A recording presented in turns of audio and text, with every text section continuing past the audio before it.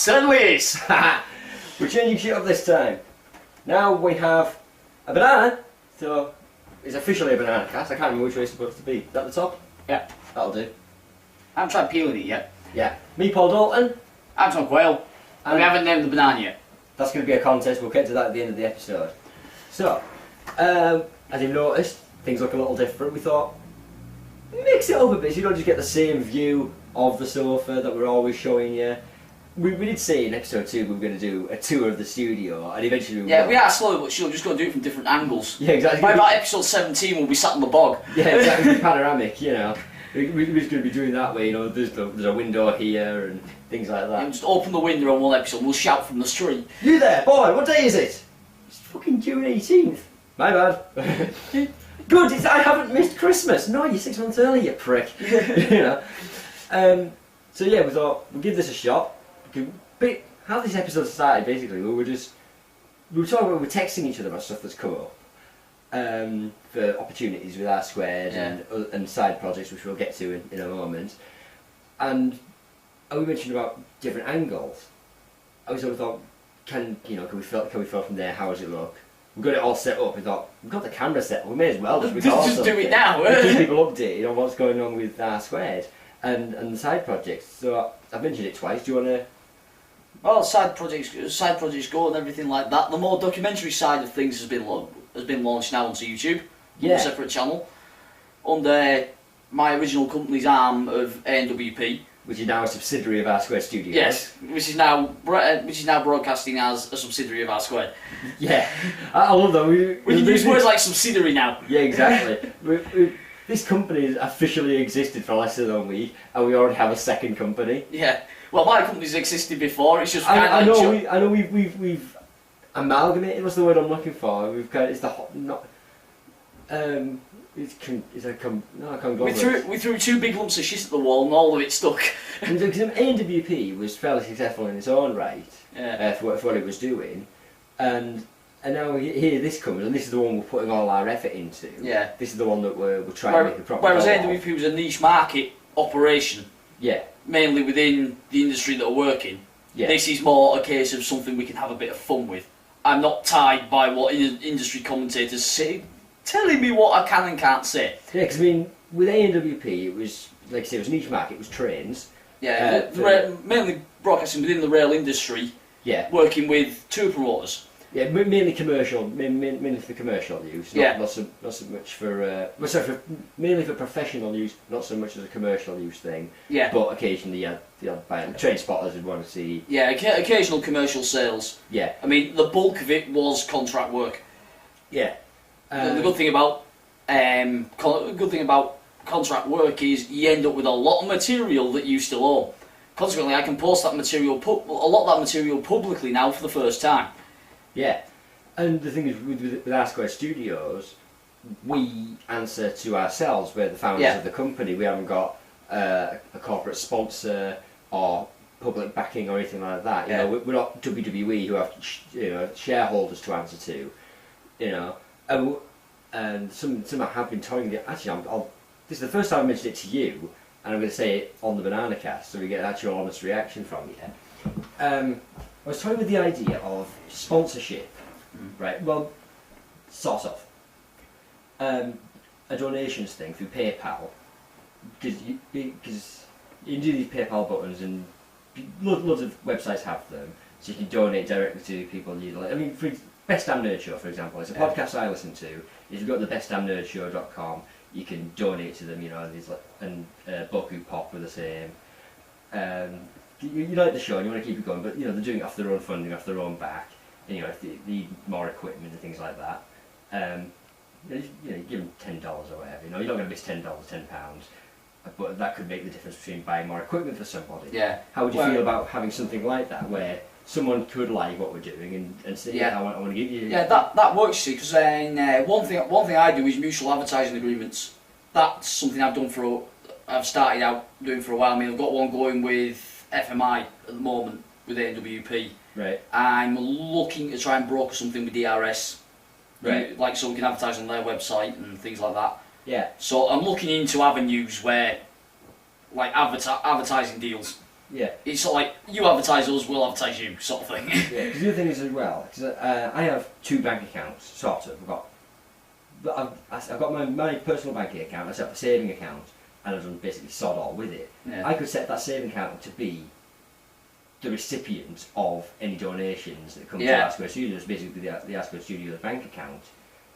You know, and I'd give you, you could have access to it and everything else like that if you needed it. Yeah. But, and it's already set up. All I need to do is set up an email address with PayPal to get that going, and then we just put that button right on the website. Yeah. If people want to, I mean, I'm not saying people will. Look out for the button. Yeah, coming soon. It might be there, but we're recording this a couple of weeks ahead of time. Yeah. We're recording this. One episode's gone up a couple of days ago, and we've got one still to edit.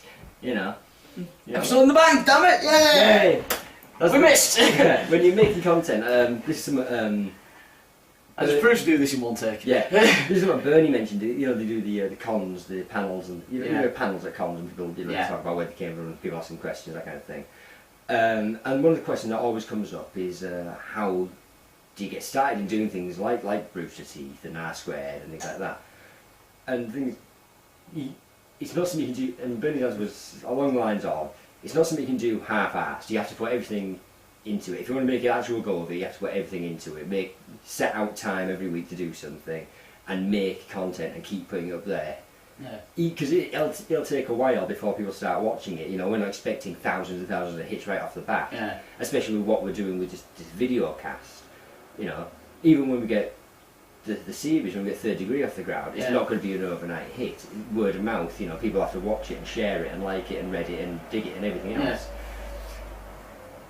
Just keep doing it and make sure you have content. The fact that we're now working weeks in advance, I've got, this is going to be, we've got episodes still to edit and go online, and then we've got this one as well. We'll probably record something in between, so we've got weeks in advance. So if we miss a week, through whatever reason, you're working or I'm auditioning somewhere, we've got that leniency, we've got a bit of leeway, and it's a great bit of advice. And I don't mind saying it because it is great advice. And this videocast is us, and it's not really the focus of what we're going to do. It kind of is now because we haven't got the forecast and sets and everything like that for the show. But this is content and filler to build a bit of... Yeah. No, I'm not saying we're just doing this for filler.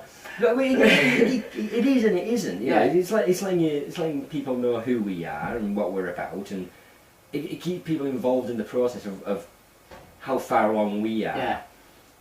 That's one reason I like doing, because we can talk about it. I mean, we talk about it yesterday and things. We wrote down a whole couple of pages of ideas. We've got the Ask Square Studios book that we write any idea we think could work. We do something with it, goes in there. We filled like a couple of pages yesterday. And then there's the empty one, which is Paul's little black book.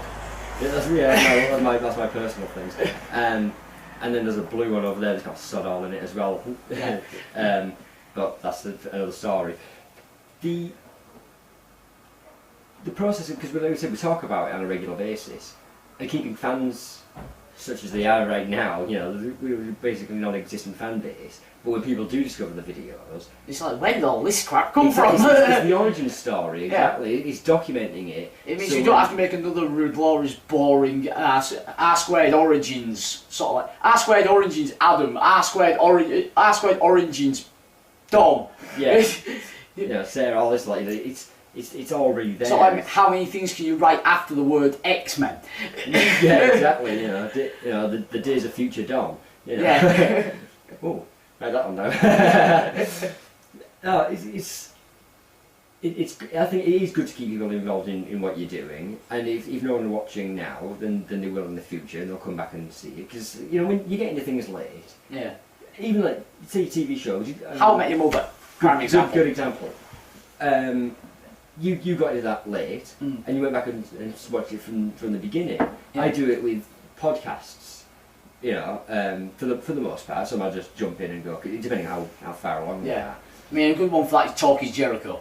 Yeah, I mean, you can start that anywhere, but please just go back to the start with Austin and start there. Yeah, because we knew that was coming because we follow Chris Jericho on Twitter. Yeah. And I got a tweet, oh, this should be interesting. Jericho's talking his own podcast, Talk is Jericho. I was like, oh, get rid of that, so we get ready to subscribe as soon as, day one. Yeah, because put it this way, if you're just going to go and listen to this week's episode of Talk is Jericho, go back and find the origins of the cowbell. And why it's cowbell into Mark Henry's thing. Yeah. Somebody's gonna get their ass kicked. Somebody's gonna get their wig split. We're just ripping off other people's material now. Yeah. For the eagle-eyed among you may have noticed a Nasty and Rainbow Dash on the coffee table. Even more eagle-eyed might have spotted them a couple of weeks ago when they were joining us on the sofa. In between takes, parts 1 and 2, we just put something random and subtle. It's like, what's the most obscure thing we can find? And at first we only had the Nasty, and so we'll just bung that there see if anyone notices it. The Nasty being that tiny little evil Smurf from the Smurfs. Evil! Yeah, one of Gargamel's creations. And Rainbow Dash came a week later because I went out and bought her, because Rainbow Dash is my favourite pony. Now, I'm sorry, this is a new thing that's coming in this episode, banana beans. Bad boy. Jesus, that really whips you, that top bit. Harlow, if you hear me! Steiner's arrived. So I bought Rainbow Dash, and then she ended up on the sofa, and now it's more set decoration. And then we compared it to Adam Hill's desk on the last leg. The news stories that we're going to talk about. There's little things all over the place that kind of reference it, and we call these a callback in the industry. Yeah. It's a callback to previous episodes, or a running gag, as you were. Yeah, you just know. And there's nothing subtle about a giant fucking banana. Yeah. And it has its own seat right now. Put it this way, they have a story as well. Oh yeah, the stories to them as well. the big tag team title belts behind me.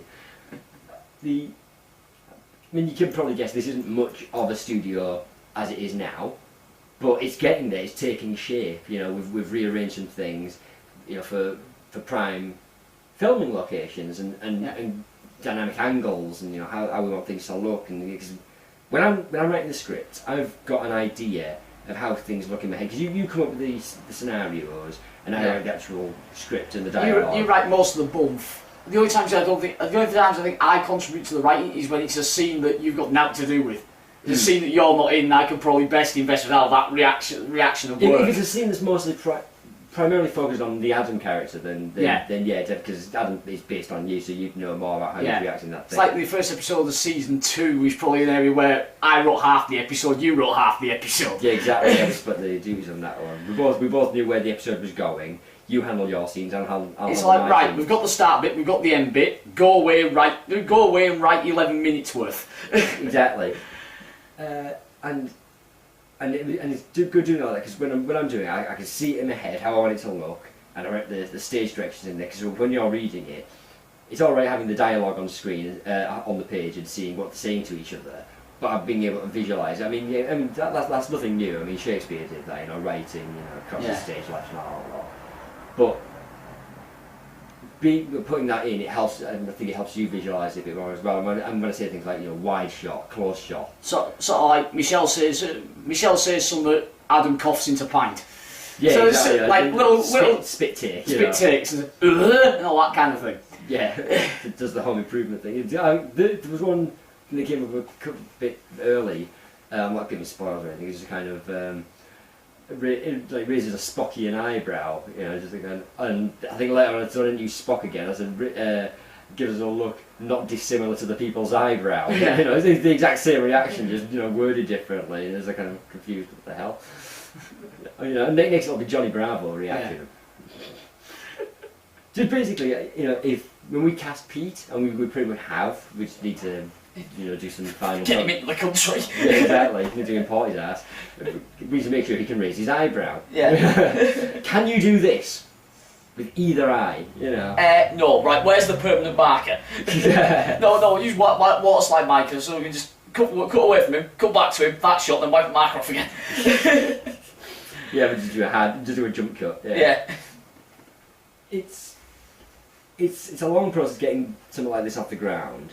But I'm glad we've made a start, because like we've said, this script's been sitting here for a year, and we've done nothing with it. I like it. All of season 1 has been pretty much there for a year. Yeah, and now we're starting to get season 2 towards something that's been started written. Yeah, I mean, with the other things I mentioned earlier about things coming, because there's this networking thing that I'm going to, meeting other people in business, and there's maybe like-minded people or similar sorts of business that maybe we collaborate with. Maybe they've got a photography studio or something we can use for green screening. Backdrops, and even if it's got a lot of B-roll footage, we can just co-opt into our library. Just things like that, and meeting people who want to be involved in it.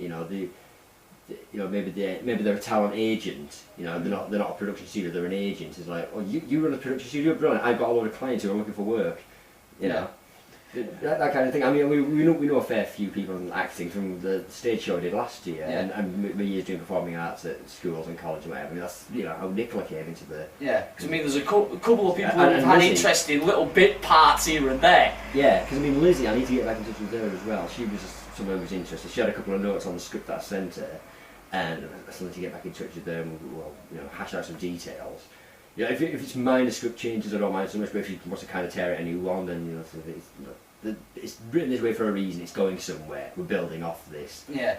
If you can't get on board on the ground floor, I don't think this project's for you. If you don't mind, if you don't mind it, you prefer it a different way, but you don't mind doing it this way, then come on board. Yeah. Yeah. That's kind of. It's like you don't get on the bus and ask for a train ticket, do you? Yeah, you can actually. No, you get on the train and ask for a bus ticket. Yeah, okay, fair enough. You can't do it the other way around. Well done, well saved. So that's kind of where we are, because I don't want to say, it's hard to, I don't want to say I'm trying to keep creative control of the project. That's very douchey in and of itself. But things are written in the show for a particular reason. We know exactly where it's going. We know the final scene, the final episode, the final season. If anything, first things we wrote were episode 1 of season 1, and I think episode 8 of season 9. Yeah.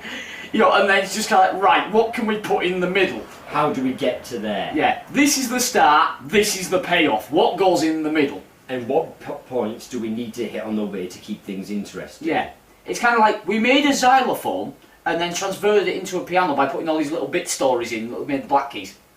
Yeah. It wasn't a multicoloured xylophone though, because it was just white. Just kids. Yeah. Actually, technically, that's a random one. I always thought a glockenspiel was the wooden one. There's something about it. I thought glockenspiel, it makes more sense for it to be wood in my mind, but no, the xylophone is the wooden one, glockenspiel is the metal one. That reminds me, last time I was in Edinburgh, I saw a guy playing a 9-foot xylophone. Nice. A 9-foot xylophone. The bridge that comes off the end of the road, where I went underneath on the rickshaw? Yes. As you come off Grassmarket, you go under the bridge. There's a guy under there playing a 9-foot xylophone. That's awesome. And he carried it on a bike. There was just this massive box across the back of his bike. That's pretty damn cool. Yeah, but how are you going to transport a 9-foot musical instrument? With great difficulty, obviously. Sorry. That just goes for some of the... you notice something like that, and you're just sort of like, did I just see that? And he's just sort of like, I need to remember that, I need to write that down. Yeah. So it's like that thing in How I Met Your Mother. We should start a band. We should totally start a band. If we'd have done that, you know for a fact that 9-foot xylophone would end up in that sea. Yeah, exactly.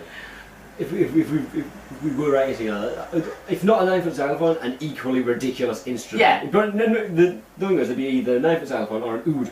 Yeah. Oud. What was I going to say? I can't remember, it's gone out of my head now. Either or we go the complete opposite way, just the smallest, tiniest little instrument in the world. Yeah, take a violin or something. Yeah, just sort of like do the whole thing so vocab just like completely deadpan, then just suddenly at the end, kazoo. Yeah. That's it, it's opportunity to say this video cast has been brought to you by GoDaddy.com, one of the leaders in web technology, and they bring R-Squared Studios to you online for free. So go check them out, definitely. r-squared.co.uk wouldn't exist if it weren't for GoDaddy.com, so obviously big support to GoDaddy, and you should be too. If you support us, support GoDaddy.com. That's GoDaddy.com. This is my first ad read. We're working on something for sponsorship, but keep your eyes peeled. Yeah, we're working on their like ideas for sponsorship and everything like that. To get the banana I sold my mother. It's an expensive banana. Yeah, of course. It was at least 58p. Yeah. The penny for every year. Wow. There's things I keep going on saying, I keep going out of my head and we go off on silly tangents. Yeah. Well, that's what usually happens. Kind of, yeah, because there's points I was going to bring up and then we just got on silly. It's that thing, you're going on about something really, really serious, and the only problem is, the whole time you were doing it, all I can see is Billy Connolly on your shoulder doing this. Oh, right, yeah. Yeah, I got, the coming out biography, yeah, I think that one was just Billy by Colin Simpson. So I got you video gaming the other day. Oh, God. Yeah. You're not a gamer, by your own admission. Yeah. It's not just me saying, oh, you suck. No, you admit that you don't play video games, you never have. You can sort of appreciate... Yeah, I prefer to go out in the woods and shoot something, rather than sit there on my sofa pretending to shoot something. Yeah, exactly. But you can appreciate it when something's funny, like I say. That's why I like June. Yeah, that's why I like June, because I can go to Appleby and shoot something that doesn't deserve to live. Yeah. But if you got that reference, you're definitely from the UK. But you came around the other day and I was playing Minecraft. And you somehow we came about, are there other people there, things we can kill, or can you take over land and create walls and things? But there are villages. No, you turned around and said there was a village, and I said, how long will it take to raise the village to the ground? And you said, let's find out. All right then. So destroying something, you've got me instantly. So I saved the game, I didn't want to lose my shit, turned on the second control pad, and we went through the rigmarole creating a gamer tag for you and everything else. But then we got going, like, right, here's a diamond sword, here's a iron pickaxe, have a fire lighter. Village is that way, let's go. Ah! It's got me flint and steel, I'm burning the thing, you're taking the church to the ground. Yeah, I think we destroyed every block in the church. Yeah, we're imprisoning villagers and animals. In glass box. We made our own zoo. We did, we built a zoo. We imprisoned them in glass, the villagers. Ice. And one of them was in ice. And we set a couple on fire. Oh yeah, I think I knocked one down a well. I definitely drowned one. So that's the most heelish thing you can do to a villager. Yeah, I wrecked the crops, then realised, oh, carrots, they're useful, I'll keep them, potatoes, they're pinched all my crops. Yeah, then wrecked the allotment, yeah. There's nothing ever grow there again, just flooded the place, then burnt the houses to the ground. And then dug a really big hole. They dug a really big hole and realised, oh, they're sitting on a fucking gold mine here. When I come back, because I'm not saving at this point, when I come back, I'm mining under someone's house, and I'm having this, because this is some good booty. And then you started playing with something we call creative mode. Yeah, we got creative mode. But it was supposed to be a relatively early night, about 11:30, midnight, then you'd go home. You were here till 3:30 in the morning while we started building in Minecraft. Basically, we built the pimpest hotel in existence. Well, started building the pimpest hotel in existence. And our logo for a ballroom dance floor. Yeah, I was going to say, this makes the Balmoral look like a shack. Yeah. So much wool and so much time trying to find software to pixelate an image that translates it into wool. But we got there in the end and I hovered above it. Dude, how top does this look? It's like, nice! And then, we've got fucking ice balconies and, the entrance hall of pimps and and a lot more animals and villagers trapped in glass. Yeah, and more things. That's the garden entertainment. In the patio, there's villagers looking up through going, It just turned into a mime. I like what you've done with the place. Turned all the allotments we could find into a big swimming pool, put a boat in it. Yeah, and then I put a squid in it. Yeah. Because why not? And then I killed the squid because the poor thing, it wasn't deep enough, so it was kind of hovering, not quite in the water, not quite on land. It was like, this looked really pathetic. Dead squid. Then. Yeah, because I told you a while ago that Minecraft is a time sink. Yeah. And we had no idea how long. Every time it's 1:30. Oh god, I've got to be going home soon. It's 2:15. Jesus, I need to be going home. It's 3:30. I'm going home. I'm going home. Just finish this floor. All right, I've finished this floor. Then we're going home. 3 floors later. Okay. Actually, I think glowstone would look better than the redstone. What's glowstone look like? Right, any redstone you see, we're replacing it with glowstone. Ging, ging, ging, yeah. Yeah, you're making... In the time you built a ballroom dance floor, Yeah. I built the entrance of pimps, a little homage. Yeah. Then there was 3 floors of rooms, and then there was 2 different coloured spiral staircases. Yeah. I'd been on Minecraft for what, 2 hours, and I'm building spiral staircases. Can't have till I'm an engineer. Jeff and Gavin play it for a living and they struggle with spiral staircases. I solved it in 2 hours. Simple, it's just 1 block straight up and work round it. Easy.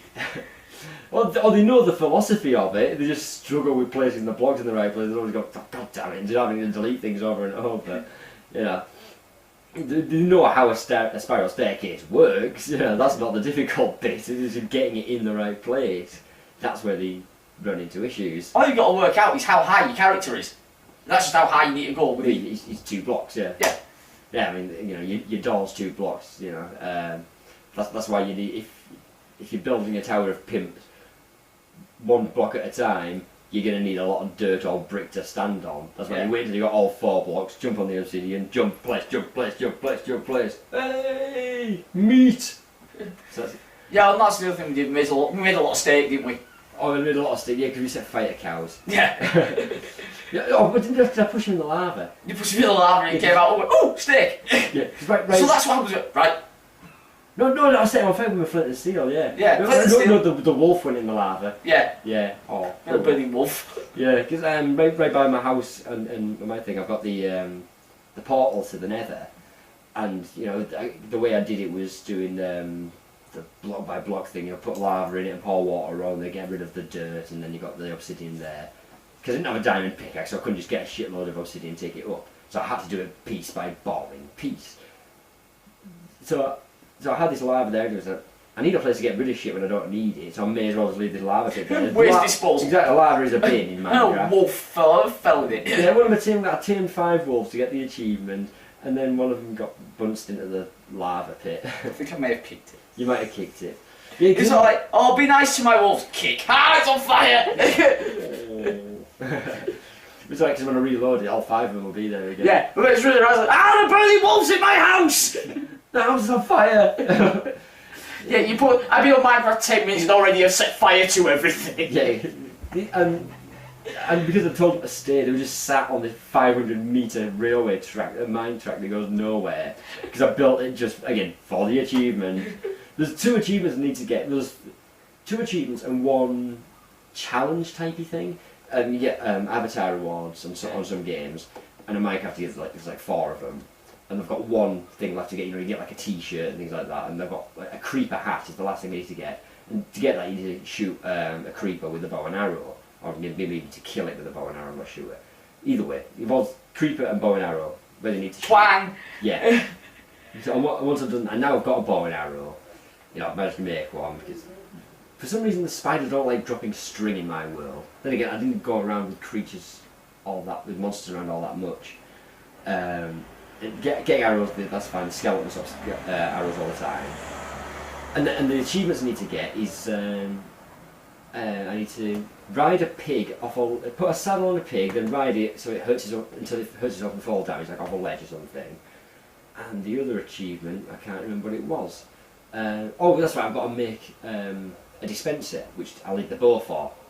You need a bow to make a dispenser, a little thing, a little metal box thing. You put things in it, so when you press a button, something flies out of it. Like it could be a cake, it could be a wolf, it could be.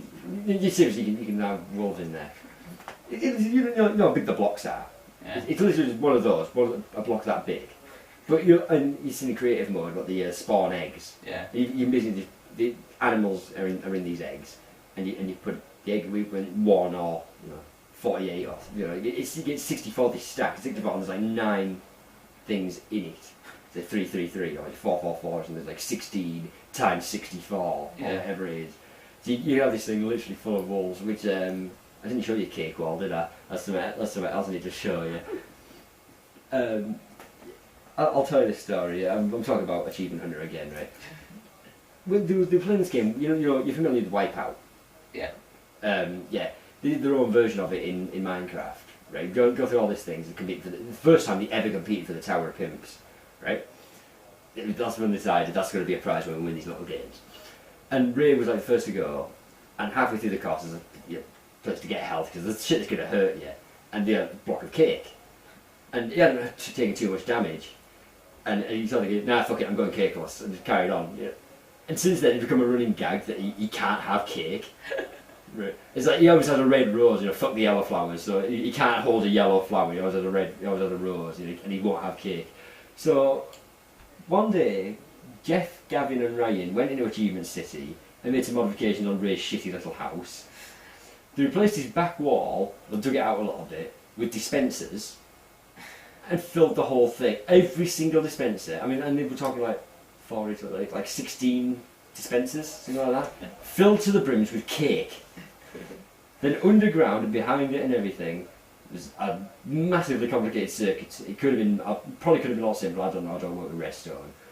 But basically, he was going to walk into his house, step on a pressure plate, and every dispenser was out firing cake at him. There was like 5,700 cake. But, so he didn't notice, they put some art over it, completely covered in art. There's a huge poster here, a picture here, and like 2 little ones on the side. So they go to the Let's Play, and he's like, can we go to our houses? And I'm like, yeah, sure, you can go to your house, I don't care. And he goes in, holy fuck, I have art! Oh, cake, let me out! He couldn't find the door, he went in a third person mode, get me out. He starts digging through the wall. Everyone's pissing themselves. It's Ryan and Jeff and Gavin know what's going on. Meanwhile, Michael and Jack are going, what the fuck? Go over to Ray's shit little house, and there's an ocean of cake just bobbing up and down and start pushing him back. Don't push me in! He's carrying like 120 odd cakes, he just keeps picking up and just spitting them out, and like throwing more at this ocean of cake. It's fucking hilarious.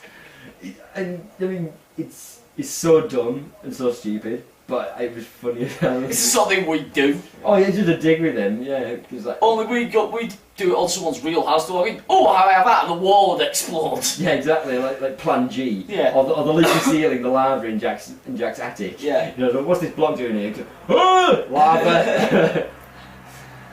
To correct that problem, not to say problem, they made it the problem themselves, but to counteract it, they built Jack behind Jack's house out of wool. One of the skins Jack had is the Trials Rider, from the Trials HD game. And so they built a giant one of him behind it, like overlooking. The thing's about nearly as tall as Jeff's house, right? With a penis. With the dispenser on, is when you flick a switch, water comes out of the dispenser and puts the fire out, and the lava takes over the house. So you've got Jack pissing on his own house that's been set on fire, and then the Achievement Hunter logo blows because Jack's not happy, so he presses the button and blows up the world. Yeah. Revenge, motherfucker. Shit like that. I'm talking about another company so much, but it's now that you've played a bit of Minecraft, I think you're more likely to appreciate some of the jokes that come from it, the stories that come from it. It's like playing Halo wouldn't help you understand stuff from Red versus Blue. No. That's basically just Halo is not referenced. It's just the fact it's made using Halo. Yeah. Halo's I mentioned a couple of times, like in the first ever episode. It was like Griff and Simmons are talking to each other. It's like. I signed up to the army to fight some aliens and shit. Next thing I know, Master Chief's blown up the whole Covenant Armada, and I'm stuck out here doing nothing. That's like the only reference to Halo. It's a kind of a side thing, because they all look like Master Chief. So playing Halo's not going to help you get Red versus Blue, but playing Minecraft will help you understand some of these things in the Let's Plays and Let's Build. When you came round, I was watching Let's Build Jeff's Anatomy when they're building a fucking hospital. So they're just building everything, and I give you the story on it, and it's like, okay, and there's a crematorium and fucking God knows what else. It's like you say, it's the kind of shit we do. We're just going to build everything. Then we're just going to send an email to Jeff at Rooster Teeth and just say, hi, we're declaring war. Yeah. we're going to war with Achievement Hunter. Yeah, we just need to start with a blank map and start putting castle ramparts around it. Yeah. Building guns. Yeah. Just with dispensers on the end that fire cannonballs or something. Wolves. Wolves, yeah. Cows. Wolf guns. Wolf guns. Yeah. It's going to be a thing. Wolf guns. Wolf guns. Fireballs. Yeah. You have it spit fire out and lava. What about burning wolves? Burning you get a wolves? double-barreled one, you put a fireball one next to a wolf one, and fire them at the same time, and you end up with a burning wolf. Wolves would die pretty quick. we're going to spit creepers. So they'll come out and zombies and skeletons. They'll have an army of archers that we just launch. You know, we can't control it, yeah, but maybe we can aim it. You know, like the Hulk in the Incredible Hulk movie. Just point it in that kind of direction. Fire! Yeah, skeletons, bow and arrows, and zombies, and tarantula spiders, and creepers blowing shit up. It'd be great. Yeah. Welcome to the Minecraft portion of the Bananacast, by the way. Yeah. Start with one great big wall, and we'll build everything behind it.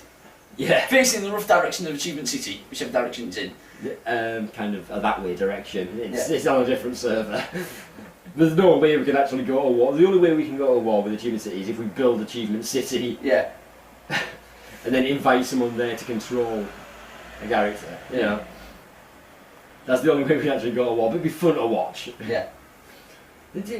Winning war on Achievement City would be so much easier. You just get in there and press the Plan G button. Yeah. Bye. Watch everything blow to shit. There was other things I was gonna mention. I'm sure there was. But I can't remember for the life of me. Because we've just been doing stuff like create ideas for content and stuff. Yeah. But I'm not sure how much we want to talk about. We don't want to give stuff away. Yeah, but I think one thing we should go into and everything like that, because we haven't really touched on the road stories, have we? But as they're there, yeah, that's something we can do as feature. The longest weekend of our lives. Yeah. You know, we'll cover that. Pass the red book actually. The red book. Yeah, because this is something. Tonight, this is your life. Because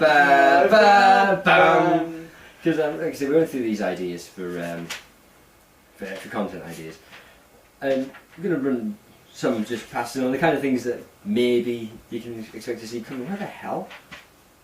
Right, I'm on with you now. Okay, yeah, just ideas for content because obviously we've got the Bananacast, and then there's that thing that falls into miscellaneous. And we've got shorts, and under the miscellaneous we have these episode ideas of like movie comparisons, like old versus new. Not necessarily reviews, but kind of old versus new, or in some cases it's known old versus spew. Yeah, when when the updated versions just don't need to exist. Alice in Wonderland. Chocolate! So was that a bit loud? Yeah. Anything that Tim Burton does. You know. Truly said not being a pirate. You know, talk about and just stuff in general to talk about.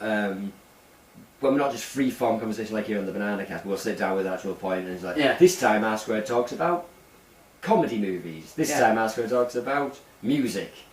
You know, it's kind of, you know, something with a little more structure to it. Or is it? I may just have the idea for the name pop in my head. Get to the point. Get to that point. I like it. Oh, get to the point. Yeah. So yeah, there's that. That's an idea. Oh, I remember. Did we mention that one? The origins of that idea. Can't read me on writing.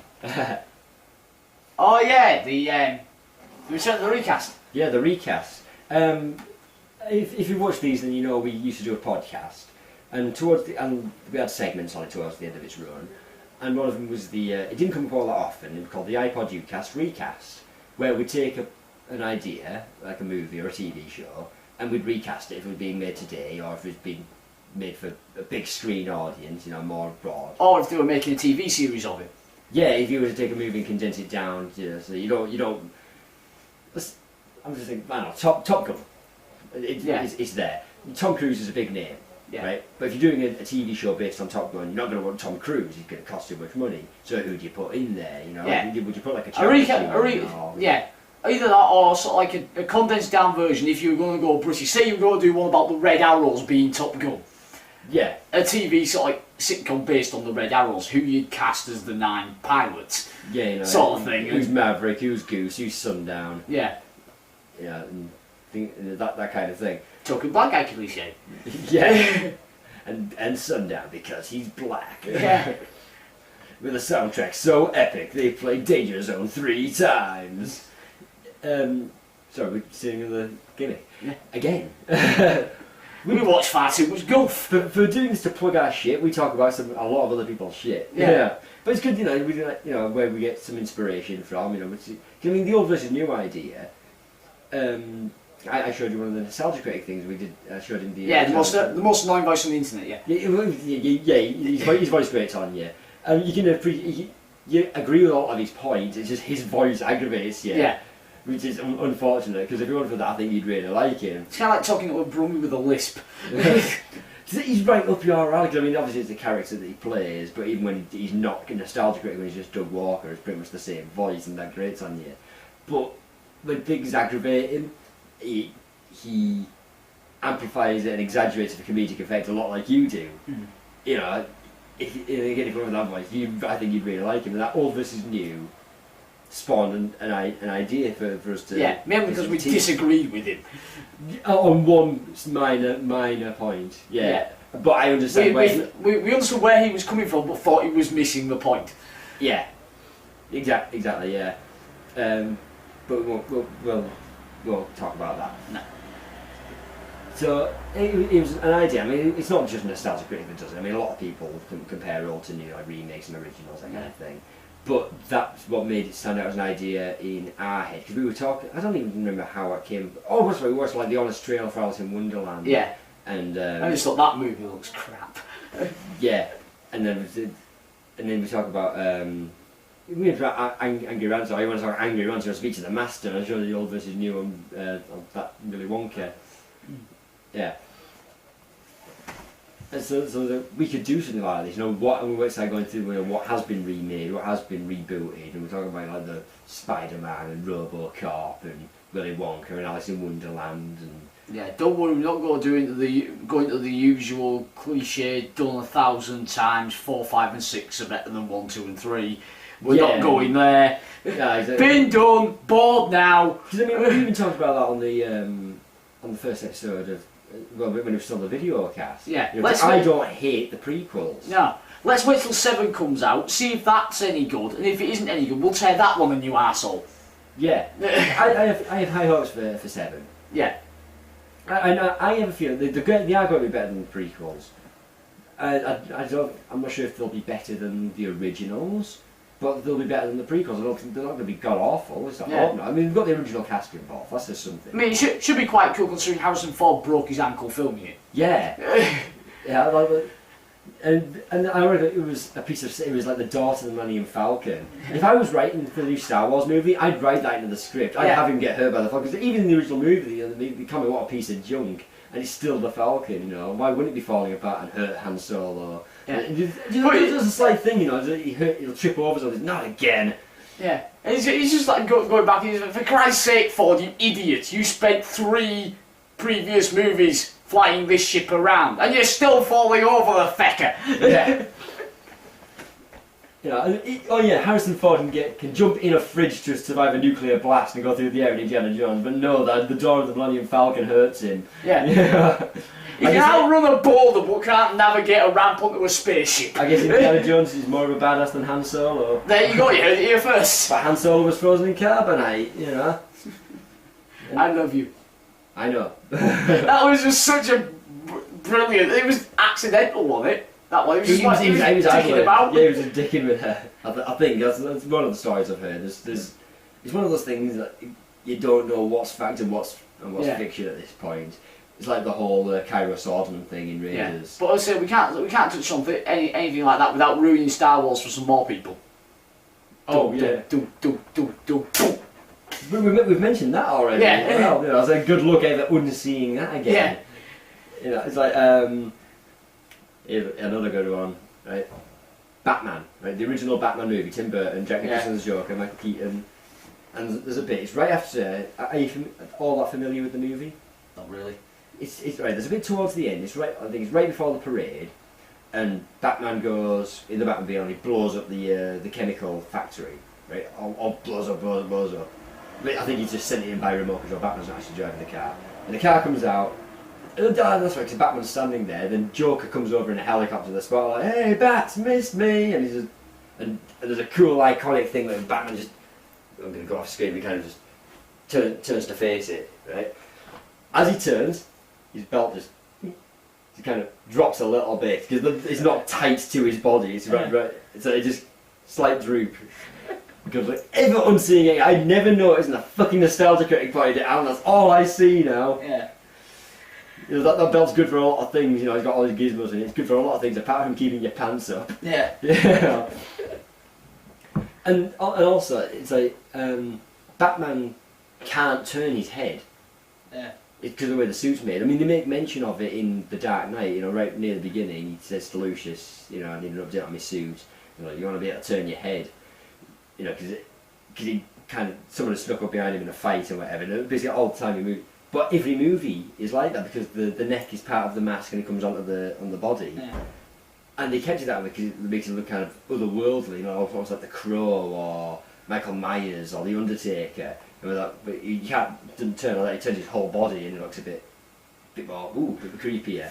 It's like he's had neck fusion surgery about a fortnight before. Well, through 5 movies, he can't turn his head until The Dark Knight, and Bruce Wayne mentions it, you know. You know, so Michael Keaton in both these movies, Val Kilmer, George Clooney and Christian Bale in Batman Begins, none of them could do this.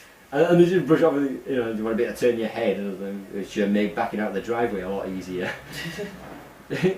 And I had noticed Keaton thing, but you don't see Val Kilmer on screen all that much as Batman, which is weird for a Batman movie. Well, you do and you don't, not in the situation where he's going to be turning around. You don't, and George Clooney, you know, the less said about that movie, the better.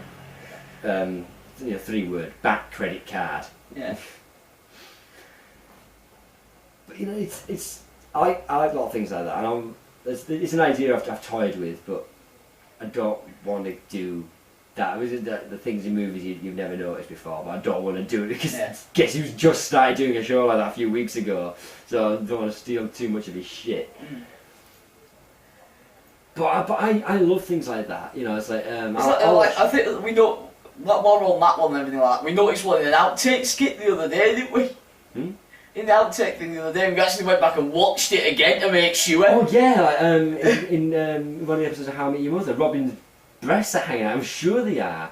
You know, she's got this red dress and white cardigan over, and Barney, in the outtakes, and Barney turns to her and says, then the next step, submission, and the way he says it makes her laugh, and they cut them there. He's like, where are her tits just hanging over the top of her dress? With the cardigan was like, rewind. They fucking are! Yeah. I don't know what episode it is, but it's like, I'm trying to think, it was like season 5 or something. Yeah. I can't think what Barney was describing. I know the episode. I remember that conversation. What was he talking about? You know. It's just, but I'm sure we'll see it soon. It's on all the time on E4. So yeah, basically pop on E4 and then you'll get a text message. E4, Robin's got a tits out again. It's this episode. Right, now we know.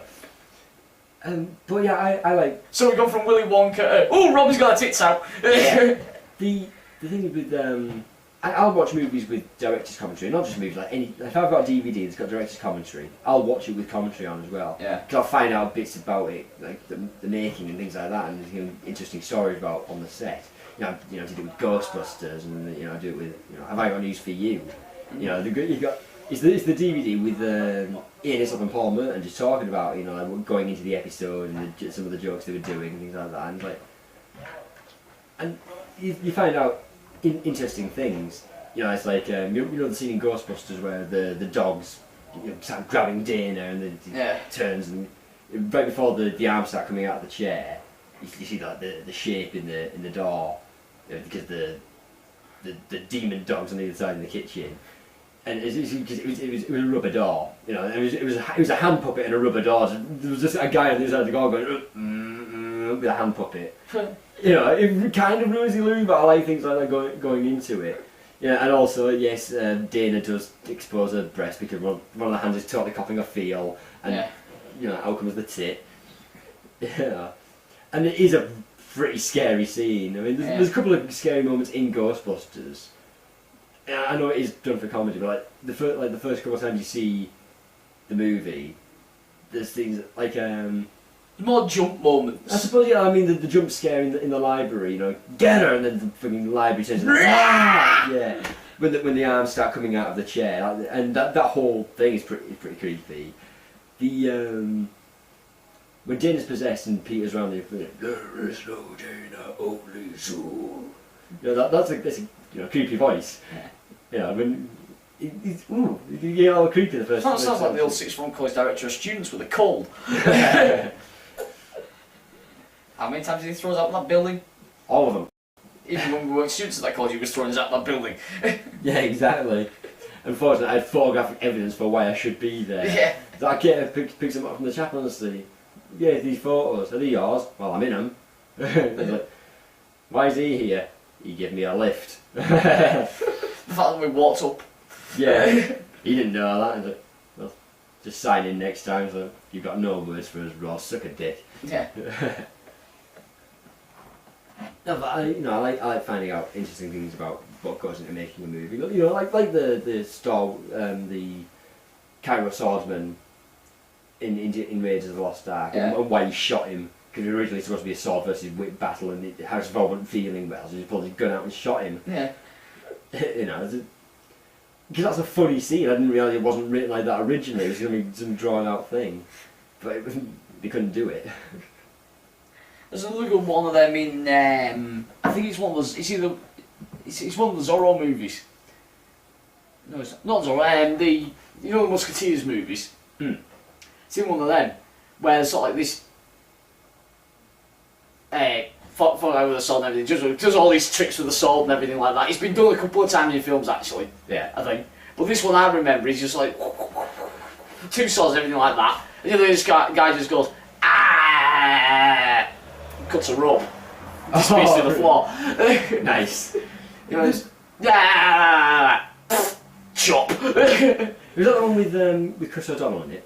Yeah. Yeah. Aye. Quickly, D'Artagnan, we have to save the king! Yeah. Fucking Robin as a fucking musketeer.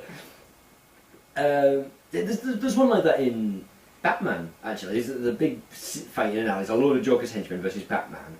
And this guy comes somersaulting over a wall. He's got a big fucking like machete. He's like, and he's not just standing there swinging him. He's coming towards him while swinging, doing these kicks. And Batman's there, just, come on, got his pose, kick, and the guy's fucking moonsaults and backflips and lands on his stomach in the alley. There's actually a good one like that in Porridge. And then just to cap it all off, Bob, the henchman, the Joker's right hand guy, he's popped from behind a car, and Batman's just there, just kick this guy's face in, and he goes. Bob just drops his knife and runs. There's another good one like that in Porridge. The boxing episode. Right, is that where you have to throw the... I'm the only one that bet on a draw. Yeah. And Fletcher's in the ring with Godpa. Because he's got to show him a bit because he wants to watch the form of the boxing. So he's dancing around the ring, doing all the prancing, and the jab, jab, jab, jab, jab, jab, and Godpa just slowly stops and everything like that, and just goes... Puff! Knocks him out! Yeah, one punch knockout, yeah. But, puff!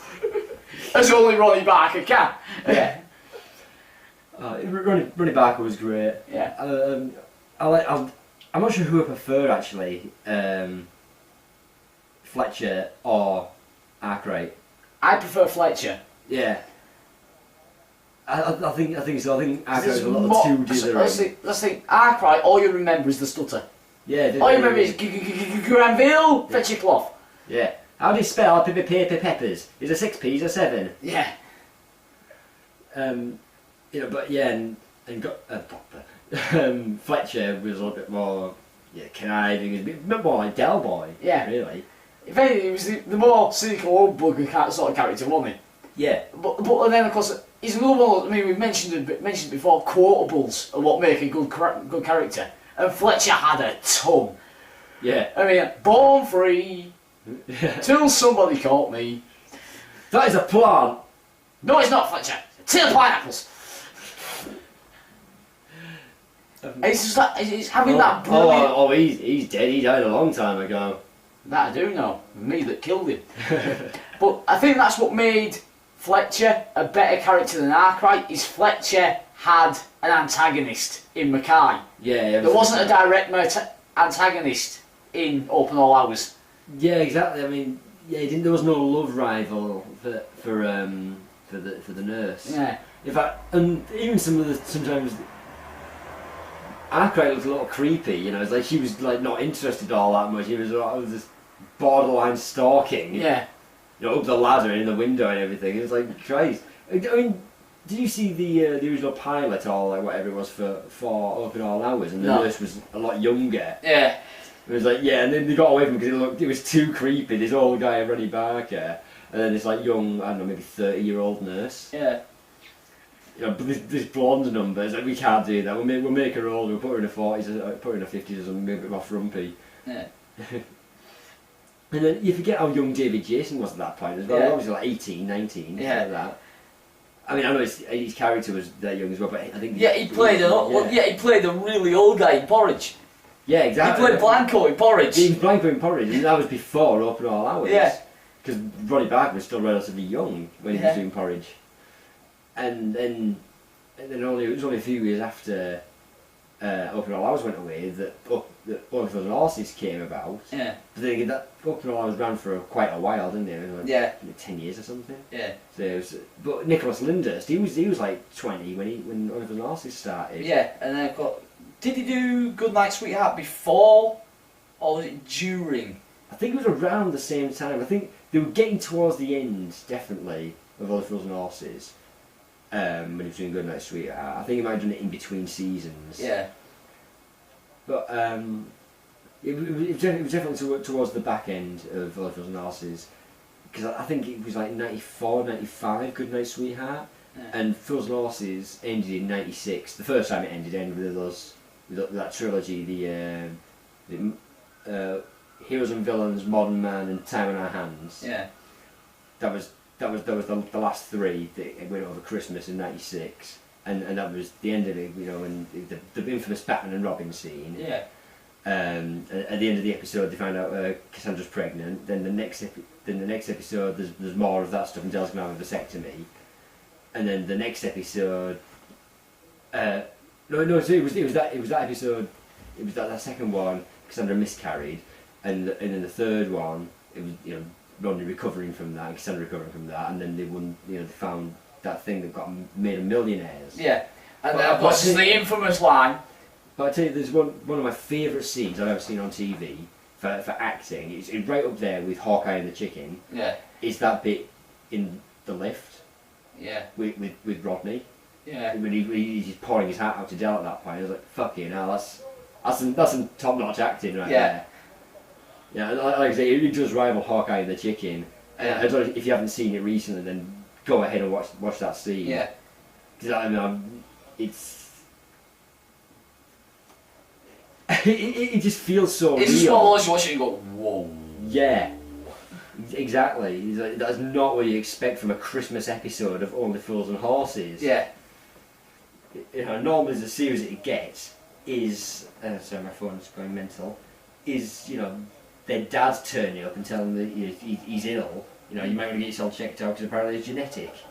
That's normally about a series that you got at Christmas time. Yeah. That's an episode that was on today. That's a good episode of Only Fools and Horses, where Dell meets someone he was engaged to 19 years ago, and Ronnie's going out with a daughter. Oh yeah, that was on today. That's a good one, yeah. Was Dell concerned that it might be his daughter? Yeah, and then eventually the episode ends with Mickey, don't take a shortcut home across the railway lines. There's some... as much as I do like Old Villain Horses, there's some really good stuff in there. It is overplayed, I think. Yeah, it's been overdone now. Yeah. And any time you keep doing these funniest moments in TV, and even when they do funniest moments in Only Fools and Horses, and you know exactly what's going to be in there. And you have the chandelier, you have Batman and Robin, you have the bar. Yeah. Those three are guaranteed in there. And even when they do funniest moments in TV history, one of those three is usually in there. Yeah. I think if it's in Only Fools and Horses, funniest moment in Only Fools and Horses, Batman and Robin is usually the bottom of those three. Yeah. But in funniest moments in TV, Batman and Robin is in as opposed to the other two because Yeah. it's more iconic. You recognise that. Yeah. I think it's more broad appeal. Because while the chandelier, everyone knows it. The more people now, today, know Batman and Robin. Yeah. I mean, know that scene. And we're talking vaguely about it. I mean, if you're in Britain, you know the scenes we're on about. And that's the thing, there are more than just those 3 gags, as well done as they are. There's more to it. It's a brilliantly written sitcom. Yeah. It's like the one where they turn up at the hunt. I'm not even sure. The shooting. Oh, right, yeah. Del all the long tweed coat and everything like that. Yeah, because Rodney's going out with that posh bird. Yeah. Yeah. And he tries to... Is that the car phone I can hear ringing? No. Are you sure? Yeah, no, I've got a car phone. Just trying to make an excuse I don't have to go hang gliding. If I'm about to go, you give me a shout and tell me that you've got a call on the car phone. Oh yeah, I'll tell you. I'll do that. Fuck off. Of course, there's... That was one of those episodes I felt bad for Rodney, because Del just ruined Rodney's chances. You know, he was in there. That happened time after time. That was a running plot routine. I know, but at that time I felt really bad for Rodney. I thought, Del, you are a bastard of a brother. So like, how many times can Del be... Del is a dick to his own brother. Yeah, but he just was overboard. Like, Christ, man. Give it a rest. Mind you, there was the one where Rodney sort of got his own back. Where Rodney's got a new girlfriend and Del's trying to find out as much as he can about, there's something you're not... I don't want to bring around here and everything like that. Why are you trying up before you bring her around here and everything like that? What is she like? It's like, oh, she's a clean freak, she's got OCD. No, it's worse than that. She's a policewoman. What? I had everything that's stolen. Empty the flat. It's like, I know that there's quite a bit of stolen stuff in your flat, but, you know, we can have a nice evening, so I'll give you a fair one. We're coming round tomorrow. Get all the stolen stuff out. And it's been half of it's nicked and half of it isn't. It's been so long. I can't tell which is which. I got rid of the whole lot. The whole flat's just empty. Yeah. Gives her a watch and it's nicked. Yeah. You know. Now we're out of gin. Now there's another 2 cases out of it. Oh Christ! You know that's hooky as well. You know, it's like going on a booze cruise and no tax bill. Oh Christ! I don't believe him. Granddad's walking around with a fucking spare tyre. You know, all these watches and beer and I think there's like fags and all sorts of like VHS players and all the stuff that fall. You know, you're not interested about the stuff that falls off the back of a van, are you? No, not about it. But we are interested about who pushed it and who picked it up. And it's like, oh, okay. I like that line. That's a good line. We didn't care about who pushed it and who picked it up. Of course, the other brilliant one is where Rodney and Cassandra think they're going to have the flat to themselves for the evening, and Del comes back and there's Rodney dressed as a woman. A woman? Is it Russell Crowe? Isn't it? Yeah, Russell Crowe. He's a gladiator. Cassandra's dressed as the woman from the Bill, just as a copper. From the Bill, yeah. Because they're trying things to spice up the sex life. There was like the new trilogy or something. Yeah. They took like 5 years off and brought it back. Like, it was like one every Christmas. And so they'd lost all the money. They were back at Nelson Mandela House. And Del was going on that game show, Gold Rush. She was going to, turning in some money on TV show. So we got the flat to ourselves. And Del, he'd forgotten his wallet or something. He had to go back to the flat or something. And there's Rodney just checking, making sure he got his helmet right in the... Del's going to the kitchen, and... Oh no, Cassandra came out first, and he's come from... Put his head round behind the door of the kitchen. Maybe they're going on a fancy dress party and leave dressed like that? No, but it wasn't even that. He saw a copper, and back there's a copper in the kitchen. What the hell's going on? And looking, and she's just, what the hell's going on? And then out comes Rodney. Oh my God! This started about to get busy. It was like I don't know if he coughed. Like ahem. Like, they just realised they're not alone in the flats. Oh God! What are you doing? We're going to a costume party. And I walked down with you. Oh Christ! They don't like go to the lift or whatever. And like we can't just.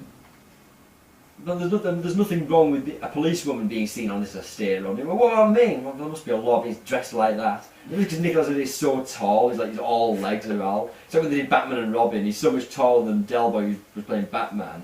And of course he was in the Burt Ward Robin outfit. So there's tiny green underpants, and a small cape down his back. And it's all legs, like, oh my God, it's so ridiculous. He just looks comical. He does, because then... Another one who's brilliant looking comical was John Cleese. I'll tell you what was great about that. A lesser comedian or a lesser writer would have shown them as Batman and Robin, like at the flat or something, But that great reveal, it's the van driving through town, the 3-wheel van, coughing and sputtering and breaking down, and it pulls up, and then it's a shot just of the floor. You see the blue boot get on. What is it? And you see a little bit of the cape, and he pans it. Oh my god! I think I know. Oh no! And there's Del Boy just as Adam West's Batman, covered with the eyebrows and everything. He's lifting the bonnet, and then Rodney leans out the window with a fucking mask on. And Robin, and you see the green gloves. So, oh my god! And he gets out of the van to help Del with the engine, and then you just see, oh my god! It is such a funny scene. But we're laughing about it, talking about it. But the scene they played, the scene we're sick of seeing, because they can't get the car started. They're closer to the costume party than they are at their own place. If we take the back streets, we'll be there in 5 minutes if we run. And cut to like some councilwoman who's getting mugged, like three like kids basically mugging her, and just what the hell's going on? I've got no idea. And then they play the music, just see Del and Ronnie running down as a Batman and Robin. The muggers all leg it, and they run past this poor scared woman as Batman and Robin. Then Del recognises her as Councillor Murray. Yes, Derek Trotter. I wrote to you recently, Del! And Ronnie on the back of the car looking, let's go! And like fucking Robin, duty calls, and they go running off as Batman. It was a funny scene. I'm just sick of seeing it every Christmas, But it tops it off as well because the costume party's been cancelled because the guy running it died. So it's a wake. Everyone's there in suits and ties, and they don't know because their answer machine's on the blink. So they get to the party and one of the guys answers the door and he's like, "You're not going to win any costume parties just like that, Boise." He comes back and he's the Penguin. They bugger off and oh no, more like the Joker. And it's showing that's where we find out it's a wake. I'm so sorry to hear about your dad. Then open the double doors, no, silly string, and they're singing the Batman theme, and oh my god, and the widow starts crying, and it's fucking hilarious. And then that's when Boyce decides to tell him that Harry died last night. Harry died, and just sprays silly string in the widow's hair. When you tell us out there, we were going and everything. And then because I'm sure he's probably up there having a good laugh at us. You will stay, won't you? Of course we'll stay. So because he's awake and this stick there as Batman and fucking Robin. It was a really fun. My nana had that on video and I watched it quite a bit. I mean that's why I'm so sick of seeing the Batman and Robin thing. Because I watched it a bit on my own volition. But it was such a well written show. Yeah. There is more than just that one episode. Yeah. There's brilliant things in like Porridge Christmas episodes as well. Yeah. I say they did a recent one on Gold, which is sort of like a hark back, sort of like throwback channel over here. Yeah. And what was the writer's favourite moment? And it was the Christmas episode where Fletcher's in the hospital. Right. Okay. Where Mackay's trying to find out where they were putting the dirt that was in the escape tunnel that Fletcher had fallen into and broken his knee to be in the hospital in the first place. And he sort of like puts a bottle of whiskey on the table and just goes, "Bribes, is it? Christmas present?" Yeah. Puts his finger on the top. Where did they put the hop? Come on. There's no one else. As usual, Mackay. And everything like that. And he just turns around and says, "Where they put the dirt, Fletcher?" Yeah, so he pours on a whiskey and just goes, "You don't know where they put the dirt? They dug another hole, put the dirt down there." And Mackay walks on. It takes about. It wouldn't have been funny if it wasn't for the steps that Mackay had got to the end of the bed, then turned around, looked at him as he goes, and then the credits roll. Gets into the credits, pours another one. "Merry Christmas." That's the thing. He that's took another one and put it in there. Yeah, that's the one thing I'll stick to about British writers. They know how to write a good Christmas episode. Yeah, definitely. Whereas I find American writers write a better New Year episode. Yes. For example, the New Year in the limo in How I Met Your Mother. Yes, that was a good episode. I think Luke Foster mentioned about how basically in American sitcoms everyone's friends. Yeah. Right. Whereas in British sitcoms, basically most people just hate each other. Yeah. And they're around each other because they have to, because they work together or they're family members or whatever. So there's a lot more interesting stories you can tell people that hate each other. Especially when it comes to Christmas time, because a lot of American ones do a kind of send-up of the Christmas Carol. Yeah. You know. That's why. I mean, they don't all do it, obviously. I mean, we've never seen Friends' Christmas Carol or Seinfeld's Christmas Carol sort of thing. But, you know... Ebenezer Barney. You know, there needs to be... There's more interesting stuff you can do with... I mean, look at Blackadder Christmas Carol. Yeah. The entire run of Blackadder is just a bastard. Yeah. And then in the Christmas one, he's Ebenezer Blackadder, the kindest, nicest man in all the land. Yeah. And we work out it's the Christmas ghost that turned him bad. Yeah, and the ghost of Christmas past just shows him his ancestors and what bastard they were. And basically, he leaves with the message: if you're a complete cunt to people, you get ahead in life. So on Christmas morning, he turns into a complete prick. Right as like the King and Queen, Victoria and Albert are turning up to give him some like monetary reward for being the nicest man in all the land, and he just like throws shit in their face and kicks them out of the house where he realises who they are. It's like Baldrick, the poor manservant, he's been so nice to him all the time. Is it? Santa hasn't left me anything. That's all right. It's all right, Baldrick, because if you look deep enough, you find something in here from me. Really, my lord? Yes, it's a fist. Come. You know the line. Oh, I haven't seen it. A fist, my lord? Yes, it's for hitting. Yeah. And the good thing is you can use it again. And again. The one I have watched recently is Back and Forth. Oh, Time travel one. Thank you very much, my lord. I think nothing of it, Baldrick. I think nothing of you. Yeah.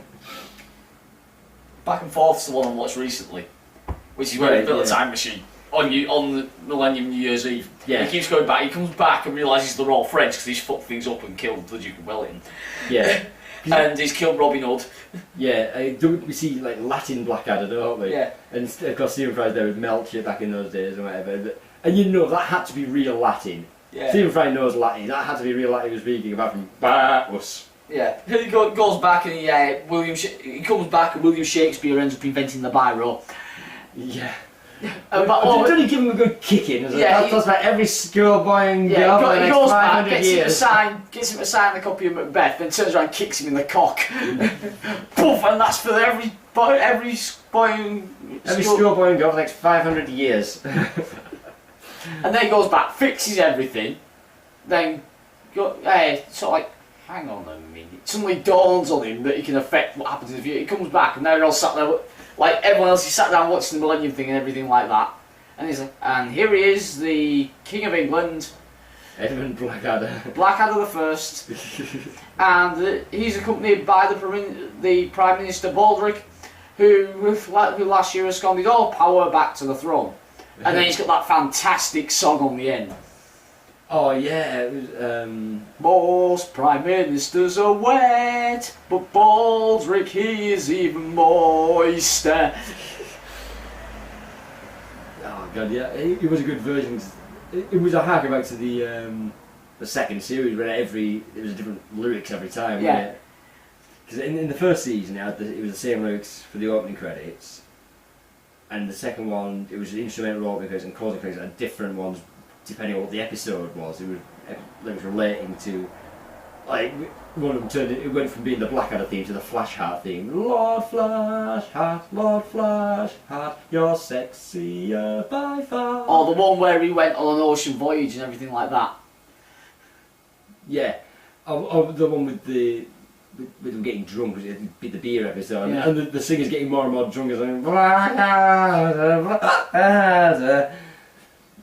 just changes. I like Frasier.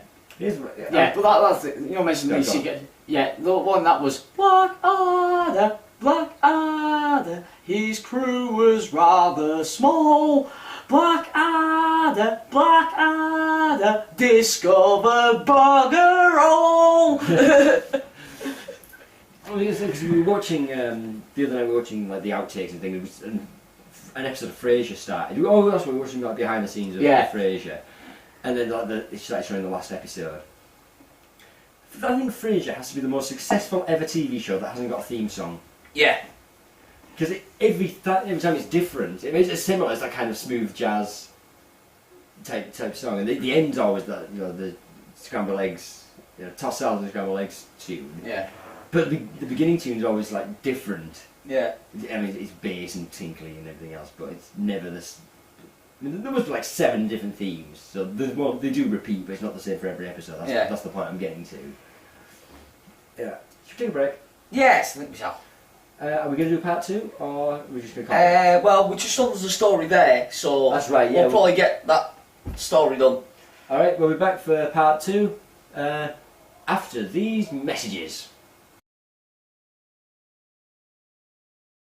See, nowadays, these modern Euro birds, they go for the more mature men who've made it in life. Yeah? Is that why we're having no luck?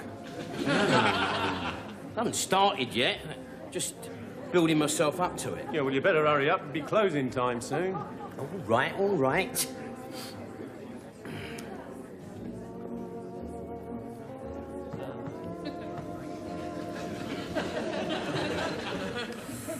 I think we're on a winner here, Tree. All right? Play it nice and cool, son. Nice and cool, you know what I mean?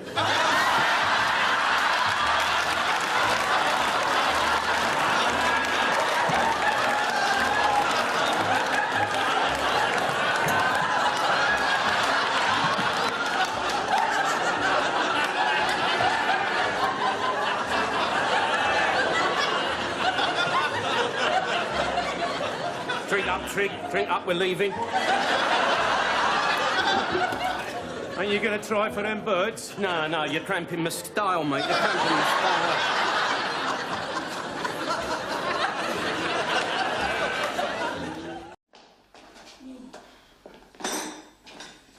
Now, righto, Grandad, you pop upstairs and get the floorboards up. Now, you know what you're doing, don't you? Don't you worry, Jill. Leave it to me. Right. Oh, he's a craftsman. Wait, Grandad, do you want a jemmy? No, had one before we left.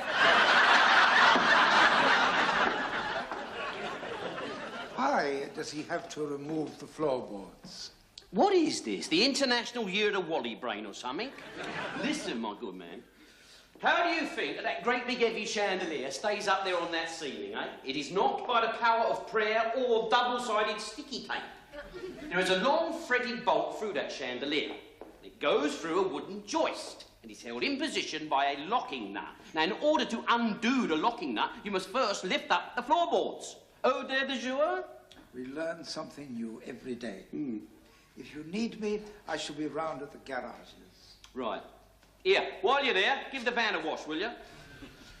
Ah, talking of Wally brains. Eh?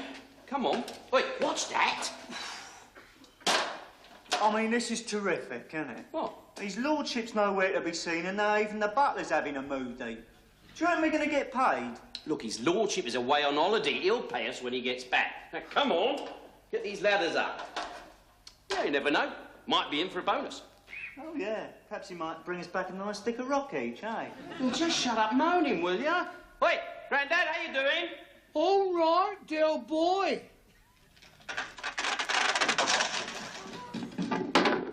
I found it, Dill. Yeah, I see he's found a nut. I told you we could trust him. Right, come on, get this I out. started to undo it. Yeah. No! Go on, Bennett, we ain't even up the ladders yet. Grandad, don't you touch nothing till we tell you. Come on, we better get up there. Right, Rodney, is there anything you want? Yeah, I want to go home and let the outside safe. That is all right. Look, this is the chance I've been waiting for. Now, don't let me down, Rodney. Now, don't let me down. All right? All right, Grandad, we're ready. You can start undoing it now. He's coming, dear boy.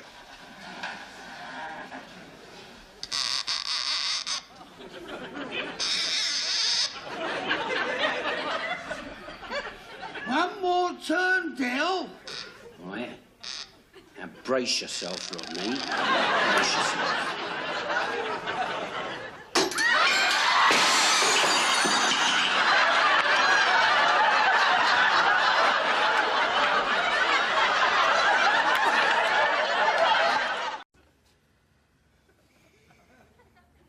Pubs are going to be chucking out soon. They'll tear us to shreds. You know what? Harry's place is nearer than our places. Do you know, we could be there in 5 minutes if we ran. We'll be seen. No, we won't. What do you mean, be seen? Look, all the streets are empty, look, aren't they? At the moment. But I guarantee the second I step out of this van, 1,000 people are going to pour out of a place where 1,000 people are. No. Not if we go through the back streets and the back alleys. Because the only people there are the winos and the crackheads, aren't they? And let's face it, they see Batman and Robin every night of the week. 5 minutes. 5 minutes? That's all we run.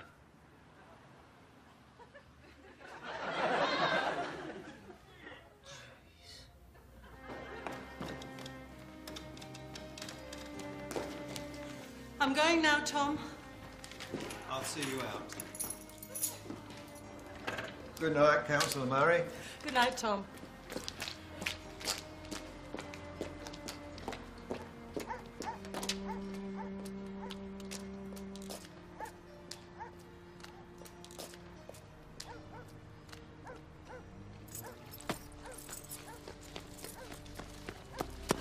Sorry, miss, you seen a policeman round here? No, I haven't.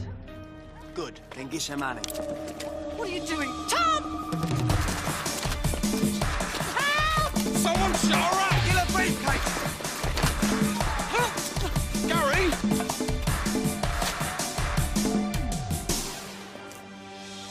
What's happening? I have the faintest idea.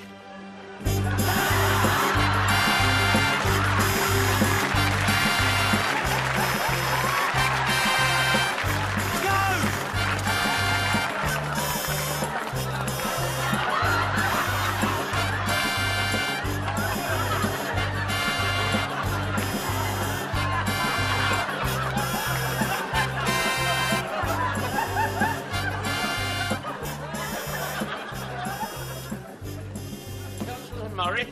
Yes? Recognise you from your photograph. Derek Trotter. You may remember me.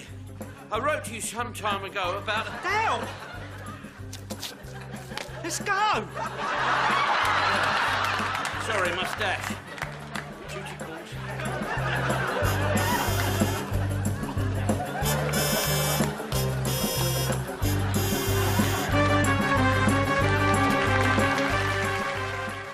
And we're back. Told you those Only Fools and Horses Club kind of got everywhere. Yeah. But at least for the people who didn't know what we're on about, now you do. Welcome to hell. You'll never be able to not see it. Yeah, exactly. Now you know what we're about. You'll see it popping up everywhere. Yeah. Whereas most people get the music from sort of like Jaws and everything, they're like dun, and all that. Now every Christmas, all you're going to be able to hear is dun. It's like speaking of things getting caught in your head. Actually, you might have noticed a new addition to the table. We've got the beer. Beer of pimps. Beer of pimps. Beer. Money. Chin chin, sir.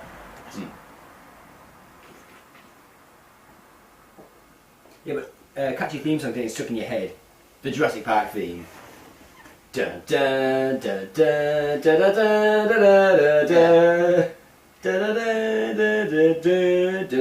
dun dun.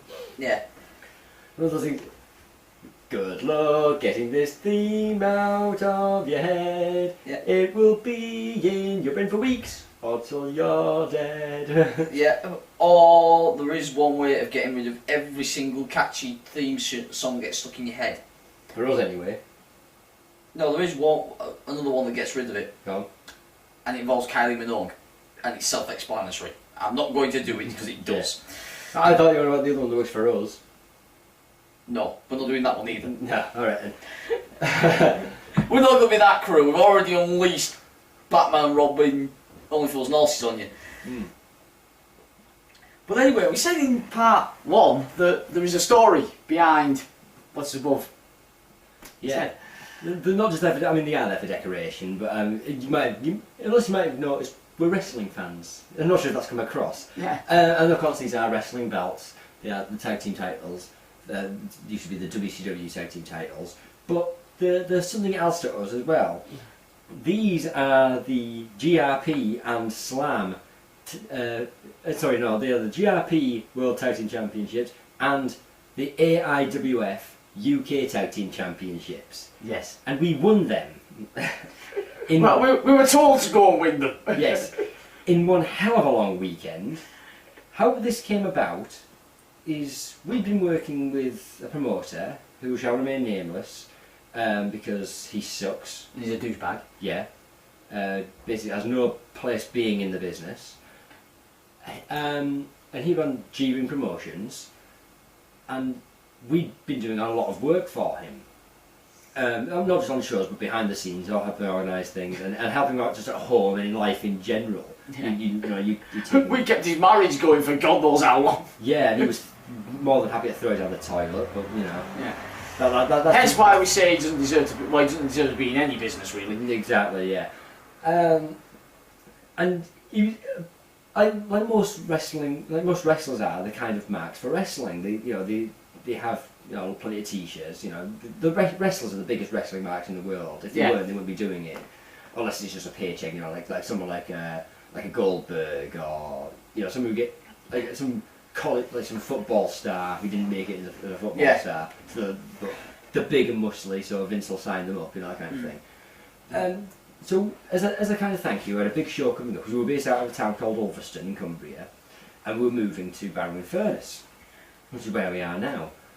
And we had a bullshit show as a kind of welcome to Barrow.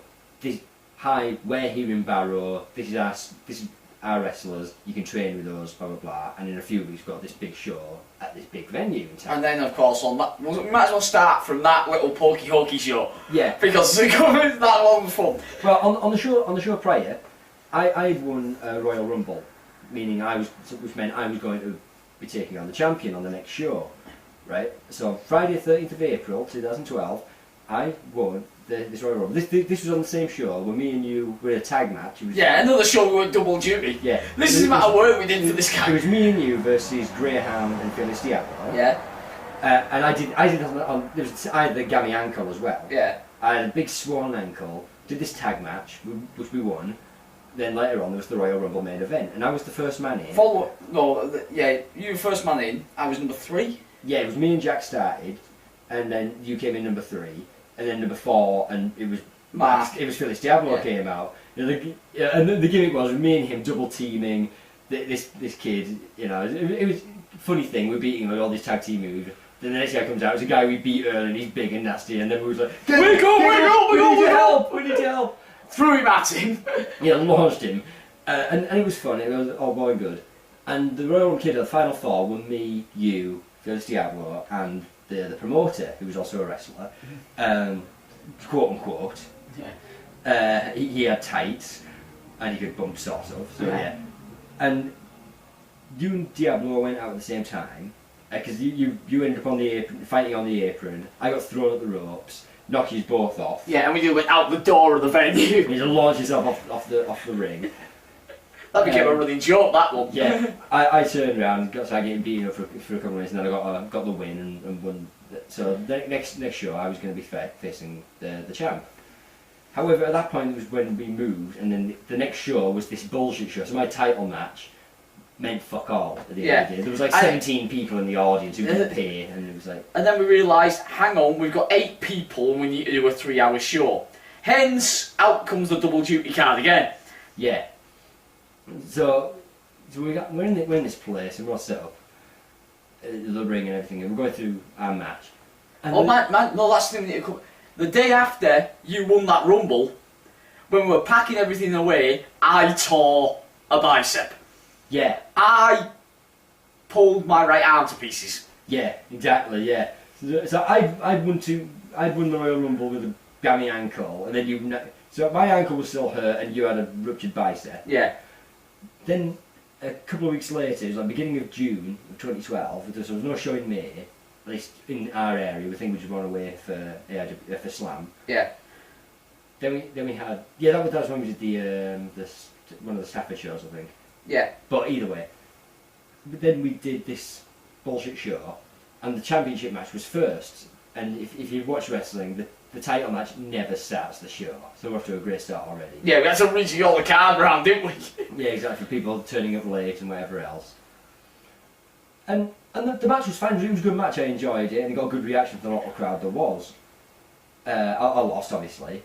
Then backstage, me and Luke are throwing a tag match together where one of the guys in it is out in the ring having another match, and the guy Vikings teaming with is running from the middle of town to get there on his lunch break. Yeah, he's at work on this day, and in his lunch break he's going to get to the venue, wrestle a tag match, leave, and go back to work. Yeah. So, you know, fair play, dedication. Yeah. But that's the me and Luke put that match together. And 2 out of the 4 put the match together, and it's just kind of right. We'll just kill me for 10 minutes. So when I came back to the curtain from my match, this is what we've got. Anything you want to add? Sounds good. Can I get this spot in? You know, that was basically my interjection. It sounds good. Can I at least do this or this? Can I then use it against the champ? And say, okay, yeah. And that was basically it. So when Diablo turned up, he was like, "This is the match. You don't get to say now. This is the match. We're 5 minutes to curtain. You know, if you want to do something, call it in the ring. You know, like if you want to do one of your big moves." Yeah. And the good thing was, I worked with him before, and I knew most of his big spots anyway, and I was going to the ball and he was in with most of the time. So when we go out for this, because of course, show's been rejigged around and everything like that, we're going out to do a 20-minute tag match. We weren't given 20 minutes, it was just, after the tag match, it's this, you know. And then Ryan turned, then the promoter turns around and goes, after the tag match, it's the Rumble. Right, and then I just look at them and go, you mean the Rumble? I'm going over it. So I've got to do... So translation, wrestling, going over, winning. Yeah, I've got to do a tag match and eat the heat in the bucket. In other words, I'm the one who gets the snot kicked out of me. Yeah, you get beat up. Yeah, and then you want me to work a Rumble right after it. With 3 people, one of them who's never been in the ring before, and 2 of them, one of them... He's alright, you can guide him. Yeah, and the other one is utter shit. Are you kidding me? On a bullshit show as well. Yeah, and as he said that, are you kidding me? Philly Starboard's music hits for them to go through the curtain. Yes. I guess I haven't got a choice now, because I was riled up heading out there. Yeah, exactly. So they go out and we're backstage. It's all right. We'll get through. We know what we're doing. What's the cue for the hot tag? Well, obviously it's a double down. Or just making sure we know what we're doing in the thing. Our music hits, and it was spur of the moment because we didn't know what we were going to use as music. Or we had an idea, but we didn't have it because basically we had an iPod plugged into a speaker. Yeah. This is our sound system. This is how much of a bullshit show it was. But then again, the more normal shows weren't much better. Yeah. So what have we got? It's going down by the Executioners. Using it, we're using that one. We're looking through the iPod as they're introducing the heel tag team that we're facing. Yeah. And then we realised it was a different version. It was a good version. It was that's got the woman talking on the beginning. Yeah. Well, of course, you're scrambling through the iPad. I'm taping my arm up to fuck. Yeah. Your arm's still knackered. My ankle's pretty much better at this point. But I'm starting the match, tagging you in. You're getting some heat. You're getting a bit of a shine. Then you're taking the heat. Yeah. Because I'd worked the title match. I'd already worked, and I was a little sore, a little beaten up, taking a suplex on the outside. There's no protective mats, it's hard wooden floor, it's a school hall. This is the place we're working, it's a school hall. Right? So suplex on the outside, hard wooden floor. So I spent most of the match on the apron, playing cheerleader, and doing a damn good job of it. Yeah, but of course... I'd set myself a challenge, we knew it was a bullshit show.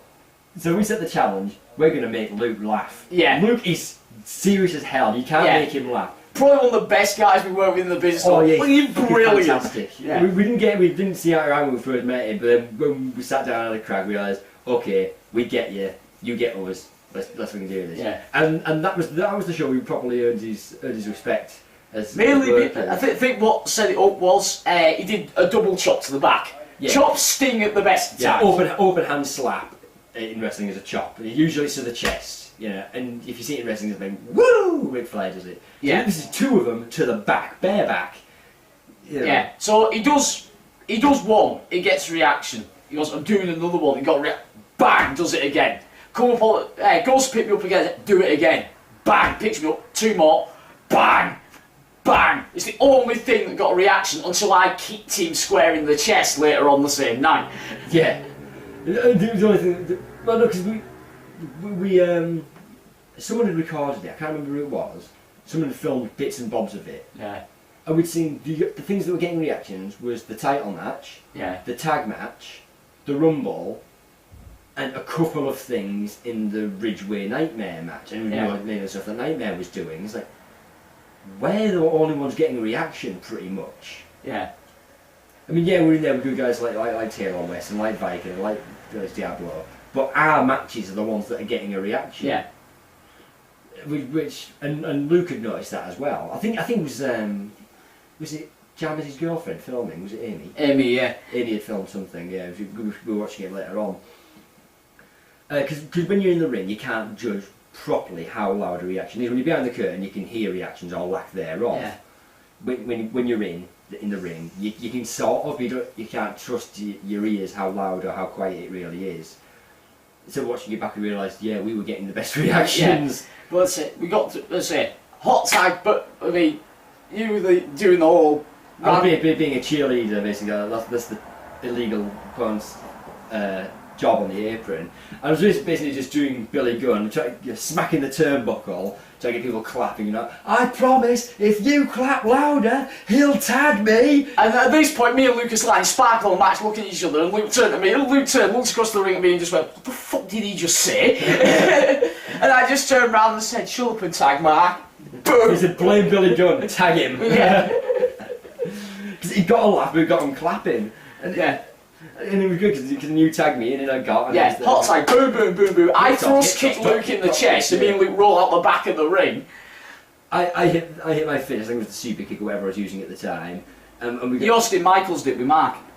Yeah, that's right. Yeah, did the Stone Cold Shawn Michaels spot. 1, 2, 3, we win. Yeah. Now we've got the Royal Rumble to go through. So he's like, we win, everything like that. But of course, Luke would turn around and said, when's that Rumble then? It's supposed to be next, but I'm not fucking sure. So, of course, I roll back into the ring. Yeah. And of course, at this point, we've got a ring announcer who's a woman. Do we? And she was announcing, I remember her being ringside, I couldn't remember. Shouted over to the audience, the following contest is a Royal Rumble to decide who will enter the tag team title match. I short the nines on blah blah blah blah blah. Oh, for fuck's sake! So I said to you, go, get us that spot, let's get these belts. Just really putting over because you're not getting theme music because you're already there. So I'm really trying to put over. You're in this match. We've just had this match. You've seen how knackered he is. Now he's in this. We're trying to get it over. You can do this. Come on, we've just won one. You can win this one. Oh, come on, you can do it. And then the first guy comes out who I'm facing, and he doesn't know how to get into the ring. Yeah. At this point, I'm thinking, I have one arm, I've already gone 20 minutes, and I've got to put up with this idiot. Also, don't forget, we had the referee. Yeah, we had a ref who just reffed a tag match, and I'm turning around, it's a Rumble, get the fuck out the ring. We don't need a ref in the ring, it's a Royal Rumble, it's over the top rope. You're confusing the crowd, get the fuck out the ring. And he wasn't listening. Yeah. Eventually, like I think Anne had said, I think you shouted at Anne, get him the fuck out before I punch him in the face. Yeah, it was get him out because this arm still fucking works. That's right, yeah. And she's just like, Trevor, you don't need it at this point. It's because Alan has it and everything, so I said, get them out here while my arm still works. Yeah. I'm pointing at Trevor's out. Yeah. In court, get the fuck rid of Trevor.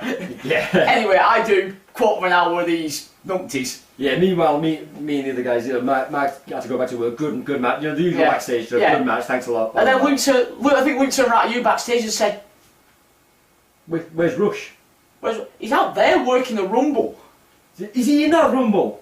Yeah, he's number one in the Rumble and he's going over. Jesus Christ, what is Ryan playing at? Yeah. So of course I flopped back through the curtain 40 minutes after going out through the fuck. For the first time, yeah. At which point me and Luke were out by the van at this point, having a fag, and I was having a crack with Luke and James. Saying you did fucking well. There was that whole we didn't see eye to eye, but you've got it. You're there. You're there now. You came back through the curtain, fucking well done. Thanks for that. It was a great. No, I just say you were out the front outside getting some air. Yeah. So of course I flopped back through the curtain. It was actually, Glenn just turned around at me, he's like, Christ mate, well done. No, Ryan didn't say a word, so Ryan didn't say a word. No, Ryan didn't, no, yeah. Yeah, so of course I walk over, get my smokes out of my bag, typical thing, just after a match, I'm going for a smoke. Yeah, it helps keep your breathing down. Yeah. One of the guys at training asked me, how can you smoke and do all this? It's like, it helps control your breathing. When you're knackered, you have a fag, it regulates it. But He turned around and said, well, because that's the thing, he was trying to put us up together and everything like that. He said, where are you going? You're not going to have a crap with the new lads, you just want to rumble. And he just turned around and said, fuck off, I've just done 20 minutes of a tag match with them lads, I'm going out there. you did 40 minutes, you did 20 minutes and a tag match, yeah. I'm going out there, you did well-earned cigarette break. Yeah. So I get out and just drop up the tailgate of the van and Luke turned around and said, you what fucks. And at this point, I haven't realised my back is purple. No. I do not know my back is purple. No, but I didn't at this point either. Yeah. Everyone else in the locker room does. Because they've seen you leave. Yeah. Because that's the... the locker room, the corridor. Yeah, the corridor. It's a cave show, yeah. You know. So we're out having a crack, catching the fresh air, and saying, and Luke was seeing his ass about what the hell is Ryan playing at. The structure of the show, the run sheet. There's no order whatsoever. You've done back-to-back matches. The people that are working double duty aren't getting a break, and he was seeing his ass big time. Yeah, and put it this way, we loaded the ring up and everything like that, and we were just getting the last bits of the ring in. And one of the strobs I worked the rumble with decided he was going to squash my bad arm with one of the rails on the ring. Well, let's not forget, because I would think of the right strob, Dragon. I think of the right strob, same one. Yes, squashed my hand against the side of the van. So it's consequently like, ow, that hurt a lot. I think I may have broken a finger. He's going to fucking die. Yeah. And this happens to be the buddy bone chum of the promoter of the show. All he sees is his mate fly out the back of the van. Luke Jammers and you are stood there witnessing this as I kick him off the back of the van and then proceed to berate him and tear him a new f***ing arsehole. Also, look at it, because it's the same strob that I was thinking of, who'd been berated many times into trying to help us, who'd done fuck all, as far as getting... It's not easy getting a wrestling ring. This is a 20-foot ring. This is the same size as the WWE use. To get it on a transit van is not easy. We need people, all hands on deck. Yeah. And it ended up me, you, Luke, Jammers, Glenn and Craig. Yeah. The usual suspects, the ones that actually give a fuck. Yeah. So consequently, I'm tearing this... So I've been ripping into him for hours. Luke had done a bit of teasing. Yeah. Yeah, Luke had been ripping on his penis, so of course I'm tearing him a new one. This kid bugs off round the corner in tears. Yeah. Ryan comes out and this promoter comes out to try and give me a bit of shit, and I turned around and said, look, when you book me in back-to-back matches, 4 weeks after I tear my bicep, and then ask me to put this ring in that van with that idiot when you're nowhere to be seen, I'm afraid you can go and fuck yourself and you can fuck your tag team title match at the night. Yeah. And Luke turned round and said... Don't forget, it wasn't even a title match at the time. I hadn't even decided. I was just going to fuck your tag match at the nines. Yeah. So of course straight away this guy's going... Because he was counting on us for 20 minutes of the show. We were 20 minutes secondary main. Yeah. There was us, and then there was a ladder match for the AIWF UK title. So that was the card somewhat lacking. Yeah.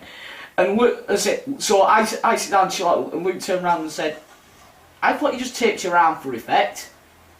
And I turned around and said, no, I tore that bicep 4 or 5 weeks ago. And you just worked 40 minutes. You worked 2 straight matches, 40 minutes. Yeah. Fucking hell. And then he goes and tears the promoter a new one. Yeah. And this is someone that these are friends. Yeah. He hasn't booked. Viking wasn't booked as a professional thing. Hey, you're a good worker. Do you want to work for us? I mean, he was because he's a good worker. But it was kind of we're mates. I can get him for cheap. Yeah. That was our promoter's philosophy. We can get him cheaper than usual. Yeah. So it was at that point, Ryan, the promoter realised. Yeah, these guys do a hell of a lot for me. They pull me out of the shit quite a bit. Yeah, and I'm creating tag titles, and then and then at this point, Luke turned around and said, "By the way, I've been thinking about." Because Luke at the point was chairman for the UK arm of the AIWF. It was the AIWF UK champion. The Allied International Wrestling Federations. The Allied Independent Wrestling Federations. Yeah. So or the Association of Independent Wrestling Federation, I can't remember now. Yeah. But he turned around and said, I wanted to invent UK tag team titles for a bit. They're listed number 5 in the world as far as the IWF is concerned, because they're the only tag team I knew of in the UK. The only tag team I know and work with and can vouch for. Yeah. So consequently he said, I'm making that an AIWF UK tag team title match. Yeah. They're going over, whether you like it or not. By the way, I want your WCW tag titles. Yeah. So we won the tag belts because I kicked the shit out of the strop. Yeah, basically. And told the promoter a new arsehole, and he realised, yeah, he was in the wrong. I mean, if you're an indie wrestler, we don't recommend doing that to any promoter you come across. I mean, you can do it to some, but don't do it to just any old one. You need to know you're in the right, because... Most promoters know what they're doing. This guy was a fucking idiot. Yeah, he was a mark with tight. Yeah. And he had these WCW belts. He had in his attic, he had a shed load of wrestling belts. You don't believe us on how much of a tool this guy is, just go and ask Greg Lambert. Yeah. Ask Greg Lambert, yeah, exactly. Yeah, he's written about him in his book. He's in Greg Lambert's book. I don't think we need to say any more about who we mean here. Fucking, we may as well bury him in this, but we've said Ryan a few times or something to him. Ryan Parkinson, AJ Spitfire, Jurassic Jericho, whatever he's got. AJ Jericho is fucking puts it in his book. So, while he may have given us our start in the business, we wouldn't have met Luke and things like that if it weren't for him. But technically we started under Brannigan, so... Yeah, but I mean, he got us on shows and we got more recognition, and KOW wouldn't exist without it. But as far as being a wrestling promoter goes, fuck off. Yeah. So anyway, that led round to how they ended up on the wall in a 20-minute classic at the Nines. Yeah. So this epic weekend rolls around, and we do, on the Friday, we're in Stafford. No, it's Tamworth. No, Stafford. We only did Tamworth once. Yeah, it was that weekend in Tamworth. No, Tamworth was, that was when Caitlin came down. It was me, you, Caitlin and Chris went down to Tamworth. No, that was Stafford. Was it? Yes. That was Stafford, right, yeah, Tamworth, everyone went, yeah. Yeah. Do you remember, it was well, that was sing on karaoke. That's right, yeah, okay. Yeah, so a show in Tamworth on the Friday and a show in Barrow on the Sunday. And both times we were wrestling, and we were just in the Rumble in the Tamworth, weren't we? We bossed the Rumble. Yeah, in other words, it's go out there first and you're into the end. Right. Yeah, we were the vets in that instance. We had an idea of how to open. Every 90 seconds, a new contestant was going to enter the ring. And we've planned how we're going to open this thing, what we're going to do, blah, blah, blah, and hit a double down and boom, and go from there. We didn't realise by accident we planned a perfect 90 seconds. Yeah, hit the perfect 90 seconds and then bitch was late counting. Yeah, however, the woman doing the ring announcing thought it was 90 seconds, then do a 10-second countdown. He was like, no, you hit 0 as it gets to 90 seconds. Like, after 80 seconds, start counting from 10. So when Luke comes in as in number 4, he pulls you to one side. Yeah, I'm paired off with Andy. And Luke grabs you and says, "You got that? You got exact 90 seconds. Well done." Yeah. And then me and Luke went to kicking the crap out of each other all over again. Yeah, exactly. Every single match that involved me and Luke in some sort of way, you could always guarantee someone was going to get chopped to shit. Oh yeah. This was a Rumble and it had trainees in it, so we had a lot of fun in that Rumble. Yeah. And we've got the same strobe that nearly broke your finger. Yeah, lasted 12 seconds in that Rumble. And not through, it wasn't meant to be, it wasn't designed that way, it just kind of happened because he came in. I'm on one side of the ring with Luke. I'm on the other side, I think it was with Andy. Andy did a cut-off move, like a forearm to the back of something. And I fed round, expecting like a forearm or something. He'd pissed off to the other side of the ring. Not to you, he'd gone to like one of the strobes in the corner or something of this kind.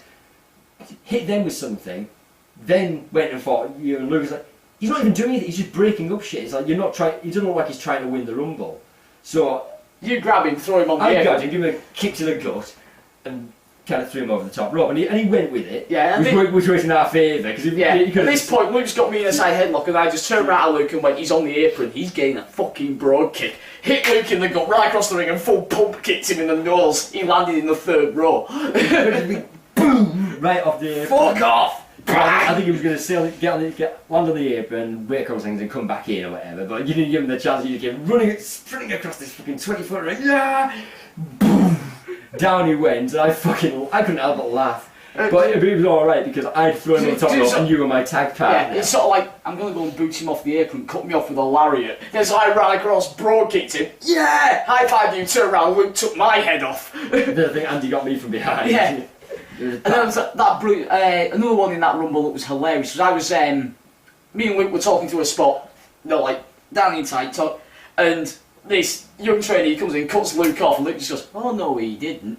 Back in a minute, throws him at the rope and chops this kid to the floor. He comes bouncing off the ropes, boom, gunshot. Couldn't help it. And then Luke goes to it, and I stop Luke and just go, "My turn." I throw him at the ropes, boom. Didn't you give him the double? The double one, bang. Then you both picked him up. Then we both picked him up, threw him at the ropes, and both double chopped him. Both. It sounded like a gunshot went off in that building. Most of the Royal Rumble had stopped at this point because we were just watching this. I was choking Andy in the corner. Yeah.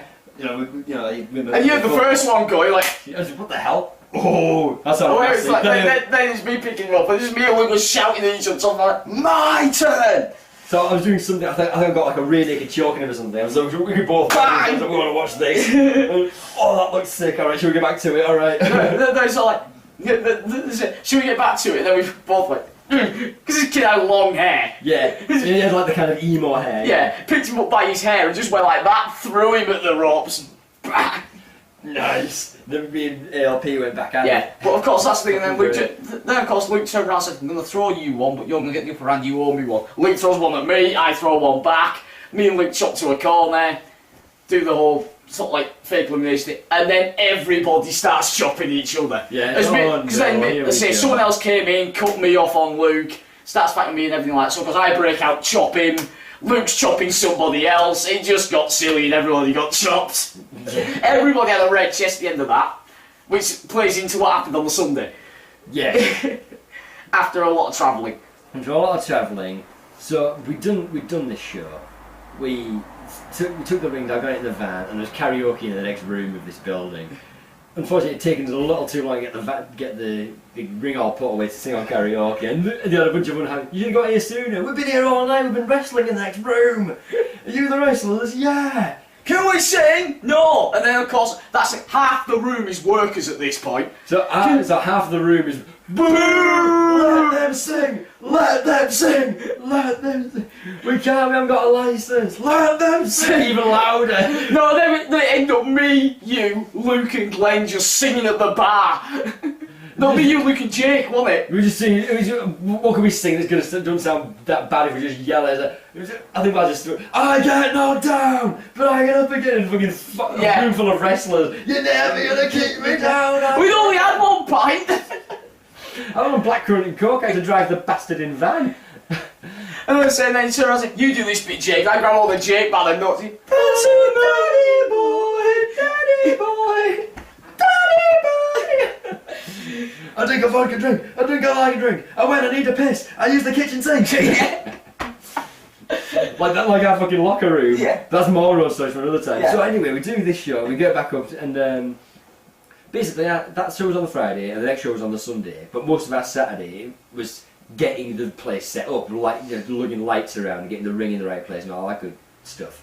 So my poor girlfriend at this point, was like, by the way, hon, this weekend I'm going away and most of Saturday I'm not going to see, and Sunday you're coming down to watch the show, but I'm not going to spend much time with you, blah blah blah, because I've got a lot of setting up to do. So that's comes the territory of going out with a wrestler, I guess. But so we do this thing, we get it all set up on the Saturday, and Sunday rolls around, and we find out that one of the guys coming in is actually cancelled because it was the volcano. No, it wasn't the volcano. It was something about flights anyway. Yeah. It's plane delay. He wasn't going to get into like the following morning, so he was coming from Canada. It was Pete Williams. No, it was Doug Williams. Doug Williams, Pete. Sorry. He was coming from the States though, wasn't he? Yeah. Yeah. He done a TNA taping on the Friday. Yeah. TNA house show. He had a TNA house show on the Friday. Then he was travelling coast to coast, dropping his gear off with somebody on the coast, and then flying over in Cali, because you do TNA out of Florida. Yeah. Oh, they started Tennessee at that point. Yeah, they started Nashville. Maybe, I'm not sure. I don't follow TNA, but either way, he wasn't. It was a house show, so they were on the road. So they went in Florida anyway. Could have been over at Cali. So he came out of Florida and flew from Miami. He was going to, but he didn't make it. So, right, our main event's in Scuppers. Because it was going to be Doug Williams. It was going to be Doug versus Luke. Versus Viking, yeah. So we couldn't do that. So day of the show. So earlier on in the show, it was Drazik Spitfire and Scotty Wildside and Buddy Kid, Johnny Storm. Jodie Fleisch and... No, it was Storm, Storm and Drazik, my best friend and occasional love partner. Yeah. Versus Scotty Wildside and Jodie Fleisch. And then Scotty Wildside being Luke was the UK champion. Yeah, but Jarmes won the decision in that tag match, meaning he got into the main event. That was a stipulation they added to it when they knew that Doug wasn't turning up. Yeah, and then Luke turned around and said, oh, by the way, we're doing a ladder match, and then turned around and said, we can only go 20 with the ladder match, by the way, you've got an extra 5 minutes on the tag match. For fuck's sake! Yeah, but we didn't have a whole lot of time to plan things, because they were doing a ladder match, didn't have a ladder. Yeah, you're playing silly bugger running around for a ladder. So I'm driving the van to fucking B&Q. This is after we've driven from Barrow to Ulverston, picked up a WCW referee, and driven him back to Barrow. Be our ring announcer, and then driven him back.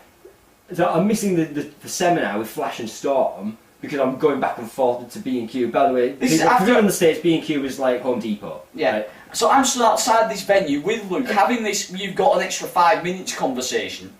Having a tab, there was me, Tim and Luke, as Storm and Fleisch pull up. Yeah. And the first thing Storm turns around and says to me, that git hasn't stopped at any services, give me a fucking fag. And I just thought straight away, I fucking like you. There we go. So we haven't got a whole lot of time to plan our match. I mean, we know the guys we're working with. We've got Phyllis Diablo again, and we've got Big Tim Burns. Big Tim Burns, there's a lot of Tim to work with. Yeah. And I love working Tim. He's great. It's easy. I think this is the first time I've worked him properly. I thought maybe I'd worked him in a rumble. Worked him in a rumble at Stafford. Yeah, I'd worked him in a rumble. That was about it. This is the first time I worked a proper match with him. But we knew the kind of stuff. He knew the kind of stuff I liked to do because Luke had told him, and I knew the kind of stuff he liked to do because Luke had told me. Yeah. So me and Tim had quite a few big spots for the start planned anyway, didn't we? Yeah. So I'm in my gear at this point, So I'm driving the van to pick up ladders, and I've got my wrestling tights on and my coat and no. I might have had a shirt on, I can't remember. But walking around B&Q with fucking kick pads and X's on my tights. Nearly as funny as me, you and Val sat on the pavement halfway through the show outside having a smoke, going, oh Christ, we've got a match in half an hour. Yeah. Oh, what are you doing? Oh, we're winning 2 sets of tag team titles that haven't had champions yet. Oh, right. Yeah. Oh wait, and it turns out no, technically the GRP ones have had champ. You're winning minor and means belts. Yeah, I'm on the show, and you think of booking a mean and doing us. That guy's a fucking idiot. It was slowly the pieces were falling in place that this guy's a fucking idiot, right? So eventually we get to this thing, and like I said, we did the show on the Friday, load of stuff on the side, and we got the show on the Sunday. We worked out by the end of all said and done, out of 113 hours, we'd been on the go for 96. Yeah. Yeah. And after the show, a couple of weeks later and everything like that, the whole truth of what he'd been up to behind his wife's back and everything like that, and behind the back of the company and stealing money and all the profits of the company and everything. Misappropriated funds. Yeah. And all the stuff he'd been doing that us lot didn't know about. Also, Doug Williams had never been booked. Yeah. He'd taken... You basically... be given the money for that. It was for an extra. I can get this for an extra 200. I can get Doug Williams. It was something like that, wasn't it? Yeah. And you said, if you can get Doug here, get Doug. Yeah. It was something like that. Yeah. And he hadn't even booked him. Yeah. So we did this match. It was a fun match. I loved doing it. I died a lot. Yeah. Big fucking power bomb. And squashing the turnbuckles. And of course it was flying off the turnbuckles. The same night as England versus Italy in the Euros. Yeah, it was the European Championships and England versus Italy that day. So one of the bad guy, our opponent, comes out with it. Normally it's just his weight. He doesn't say where he's from, like Kane or whatever. The place is unknown. So they announced from the catacombs of Italy, and he came out with an Italy flag and hung it on the rope. So we go through the whole match and everything like that. We win. I do the full Christopher Daniels. We win. He hits me in the face with the belt. Not a heel turn, I just grabbed the belt off the ring and off the ref and said, yes, we won, and hug him, and I just clocked him with one. Yeah. I slide out the ring. We've got to celebrate up on the circle. He slid out the ring, gone under it, got himself an England flag, and come back in the ring. We were posing with the belt and an England flag, and everyone's cheering, and it's fucking beautiful. Got back through the curtain, and that is the only loaded curtain in GRP history. Everyone was there, and who was leading the charge? Luke. The way the nine show was set up, if I'm sat here, the ring's here, the entrance is there, and there's seats all around, and there's balconies here, here, and here. On this balcony, that's where all the wrestlers were. There was some fans over here, but from backstage you go upstairs into the balcony, and a lot of the wrestlers were down there. So as soon as 1, 2, 3, Luke said, get down there, and led the fucking parade down the stairs to meet us at the curtain. So as soon as we came through, because Tim went back through the curtain first. Yeah, so of course, the first person we ran into was Tim. Yeah. Cheers, man. Fucking well done, lads. Cheers, man. That was great, man. I really enjoyed it. Cheers, Mark. That was a lot of fun. Thank you very much. We go back. We go out of Gorilla, and there's Luke stood there going. Okay, man. Cheers, Luke. Thank you very much. That meant a lot from a guy who'd been in the business 10 years. Yeah. Didn't have to do that. And Jan, as being Luke's protege, was right there with him. Then we had Glenn and Jake and Chris. And last in line, the Booker. Yeah. I think even Val got to us before Ryan did. Yeah, he did. That was fucking great, mate. Oh, cheers, Val. Appreciate it, man. Then, of course, I think we got ring packed away and everything like that. This is about an hour after the show. I walk back into the bar. I reach out to shake Johnny Storm's hand, and he falls off the back of the... This is after getting busted open earlier on in the show. Falls off, watching the England-Italy game, and he falls off the back of his chair, lands flat on the ground, just goes, this isn't my day. Just got down and hugged. That's how that show... That's Glenn's compounding memory of that show. Glenn, who now is running KLW. Yeah. His compounding memory of the last ever show of GRP is me and Johnny Storm on the floor of the Nines going, the day's daddy! But it wasn't over, because while the ring was packed away and everything else, and everyone got to go home or go and have bevs and everything else, it wasn't over for us, was it? No, we had to take a van back, we had to take a load of lights back to Dalton, and then we had to take a van back to Lancaster. Yeah. I think the van went the next day or something, but still we had to go to the next town over. And you said that, I think you said this to Ryan on, you know, when they were in the pub and whatever, because they didn't help take the ring down at all. They went to the pub to watch the football and everything else. And I think Storm had said, yeah, you know, I'm sticking around for a bit. I wish I could, but we're not finished yet. We've got to take these fucking lights back. Because I was still putting the last of the gear on the van or whatever. And he's like, you still got shit to do? Like, yeah, we're not finished yet. And now Johnny Storm was thinking, this guy's a fucking idiot. Yeah, in other words, every single guy he booked ended up meeting us or meeting Luke and realising, this book is a fucking tool, I'm not working for him again. Yeah, exactly. But on the plus side, we went through to Dalton, and because we'd hired the lights from like some disco people or karaoke people, whoever they were. And they were saying about how shit, you know, where needs to go, what they're doing. It's like, look, you know look, I'm not helping with this. You didn't help us load it into the van. This end we were talking to Barrow, that end we were going from Barrow to here. I'm going around the corner, my dad's around the corner, I'm going for a brew. So me and my girlfriend went around the corner for a brew. I went to the Chinese and met you at your dad's. You went to the Chinese, came to my dad's. I said, look, here's my mobile number. When you finish, give me a text, we'll come collect the van, alright? I'm knackered, I've been on the go for 96 hours, dude. Yeah. I'm going for a sit down or a brew. I've just worked a wrestling show. I'm not fucking about with your lights. Then we took the van back to Barrow. Either you move these lights yourself, or I'm just going to drive my ass back to Barrow. I'm not getting out of this van and helping you. If I'm getting out of this van, it's not to help you. I could not be arsed at this point. Yeah. Then of course we took the van back to Barrow, went out for a couple of beers, and a guy decided to start a fight with the most riled up guy in the pub. This was on the way home, yeah. Yeah, as we got any great cheap shots, I just turned around and just got no credit, mate. Yeah, I always know if I borrow a fucking text message and put it in the... And I just turned around and smiled at him. He's like... I've got no credit, mate. And you know, cause that's the thing, I think who were you saying? I can't remember. Yeah. His missus sat there going, oh fuck, oh fuck, oh fuck. But I think the reason she was going, oh fuck, oh fuck, oh fuck. No, it's not that guy's just sort of starting a fight. It's I know what Tom's done over the past 2 days. He's gonna fucking kill him! That she already had social anxiety, then there was that. And it was like, yeah, okay, we just got you the hell out, we just got the hell out of there. Because I think he's just sort of like, got no credit, mate, and you just went, Tom, no. And I just wanted you to say, why? And you just went, camera, bank, you're fucking lucky. Yeah, you're fucking lucky, but thanks for that. You got yourself on tape. Found out later on that guy was then stabbed somebody later on in the night. Yeah, he was wanted for like 3 other crimes that night. Yeah. So we helped put him away. Yeah. Put him away. Eat that, you cunt. Hi, remember us? You're a tool. Yeah. You're a fool. Please go away. Yeah.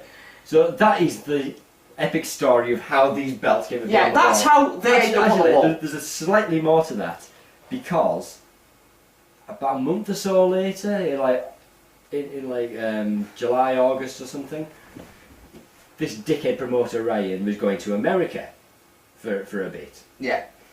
And as well as they were moving house, a lot of stuff was getting taken out of the house to go to where they were going to live now. And it got time coming close to him going to America for wrestling shows. I was like, before you go, can we take the tag belts with us, just in case we need them while you're away? Yeah, not a problem, yeah, because he still had them, you know, we won the belts, but he kept them because they were his belts and whatever. But in case we need them while you're away, can we have them? Yeah, sure, why not? Yeah, there they are, boom. We never saw him again. Yeah. we never saw him again. I mean, it's not like he just skipped out of life, it was just because shit went down so bad, his marriage fell apart, he ended up like living with his mother and all this lot. But it's like, I'm glad we got these, because now we have a little physical reminder. And by the way, we do know which one's which. This one's mine, this one's Tom's. Yeah. And then, of course, there is the other thing out of that, of how we managed to really piss him off, even though he wasn't around, he didn't have the balls to come and call me and, as we mentioned, Phileas Diablo. He'll be coming up at some point as Marcus Gabriel. Yeah. But he decided he was going to get quite angry because me and Marcus Gabriel decided to take his estranged wife out for her birthday. Yeah. Not realising the reason behind it was I was trying to get him his ex-wife's mate. And Mark was just running interference. Yeah.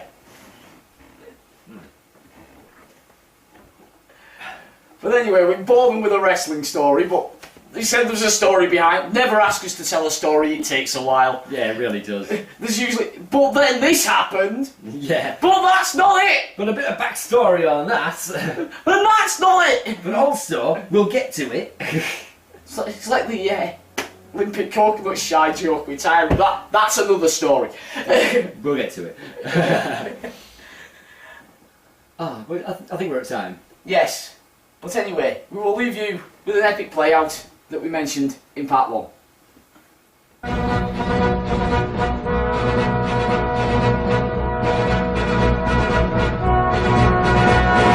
joy fill every Briton's heart, for now our country's going to make it. At last, a king who looks the part. At last, a queen who looks good naked. Black Hannah, a monarch with panache. Black Hannah, he's got a nice mustache. Everything he wants he'll get. The world is now Blackadder's oyster. Most prime ministers are wed.